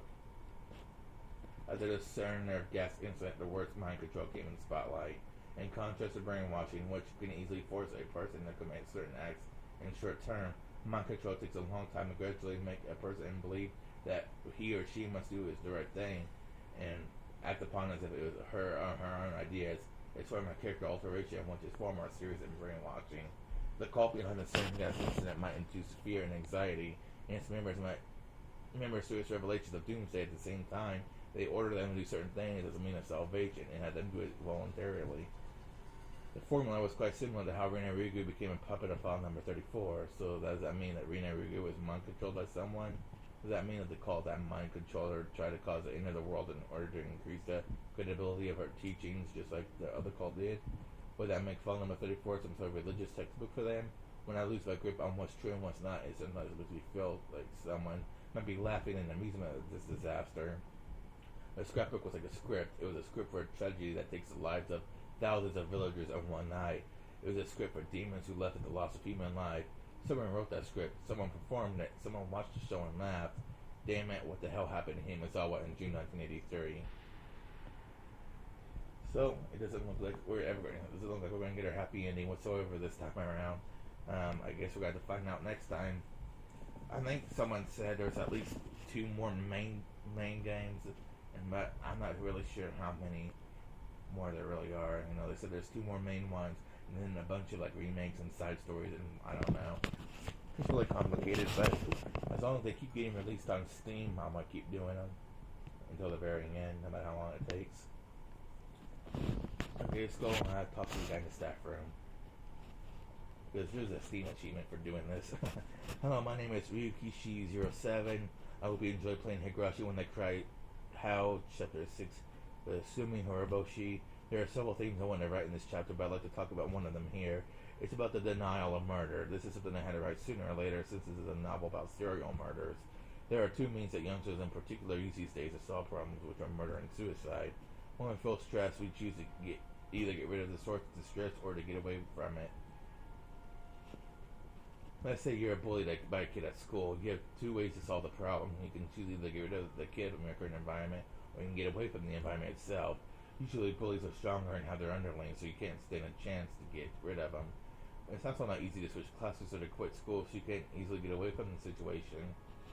As a result, the situation gets worse by day by day, and your stress urges you to solve the problem immediately. You come up with a murder or suicide as easy solutions. If suicide is considered defeat, you want to consider a murder. I feel like there are many people who think that way. However, if you actually committed a murder, it wouldn't be easy to pay for the sin. I believe murderers know that well too. That you really hate the bully who pushed you to the limit where you had no choice but to kill him. So you, with a determination that turns your entire life upside down, you commit murder. But if you have such strong determination, there will have to be more ways of taking than opting for murder, which should be the last resort. You can talk to your friends. If that doesn't work, you talk to your family. If that doesn't work, you can talk to your teacher. If that doesn't work, then what? There have to be more ways.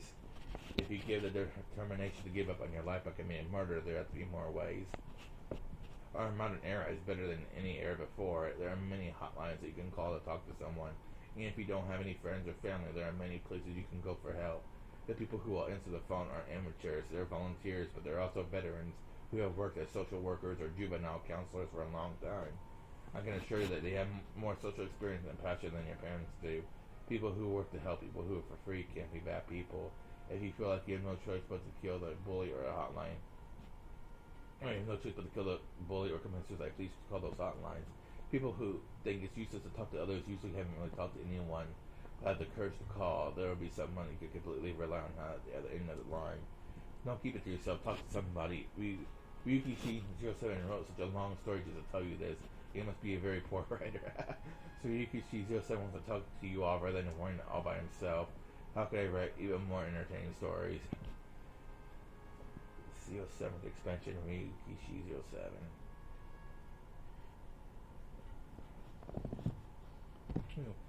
And I really think this video was going to be over 2.5 hours long, almost 3 hours long. What was this suggested? Yeah. Over 2.5 hours long of constant reading, no breaks or anything besides that time I paused to sneeze, but I went back to reading right after. Oh yeah, so I apologize if I kind of rushed it, talking fast, because I would give you a drink of water, blah blah blah, but yeah. So yeah, this is it for now. And usually with Higurashi on Steam, they used to release them every 6 months, but Chapter 6 took I think a whole year to come out, and I think it took me about a month and a half or something like that to finish just one. So I don't know. The next one should come out at the end of this year or beginning of 2019 maybe. I'm not too sure how long it's going to take. Hopefully sooner than that. Anyways, guys, thanks for watching me, and I'll see you on my next series.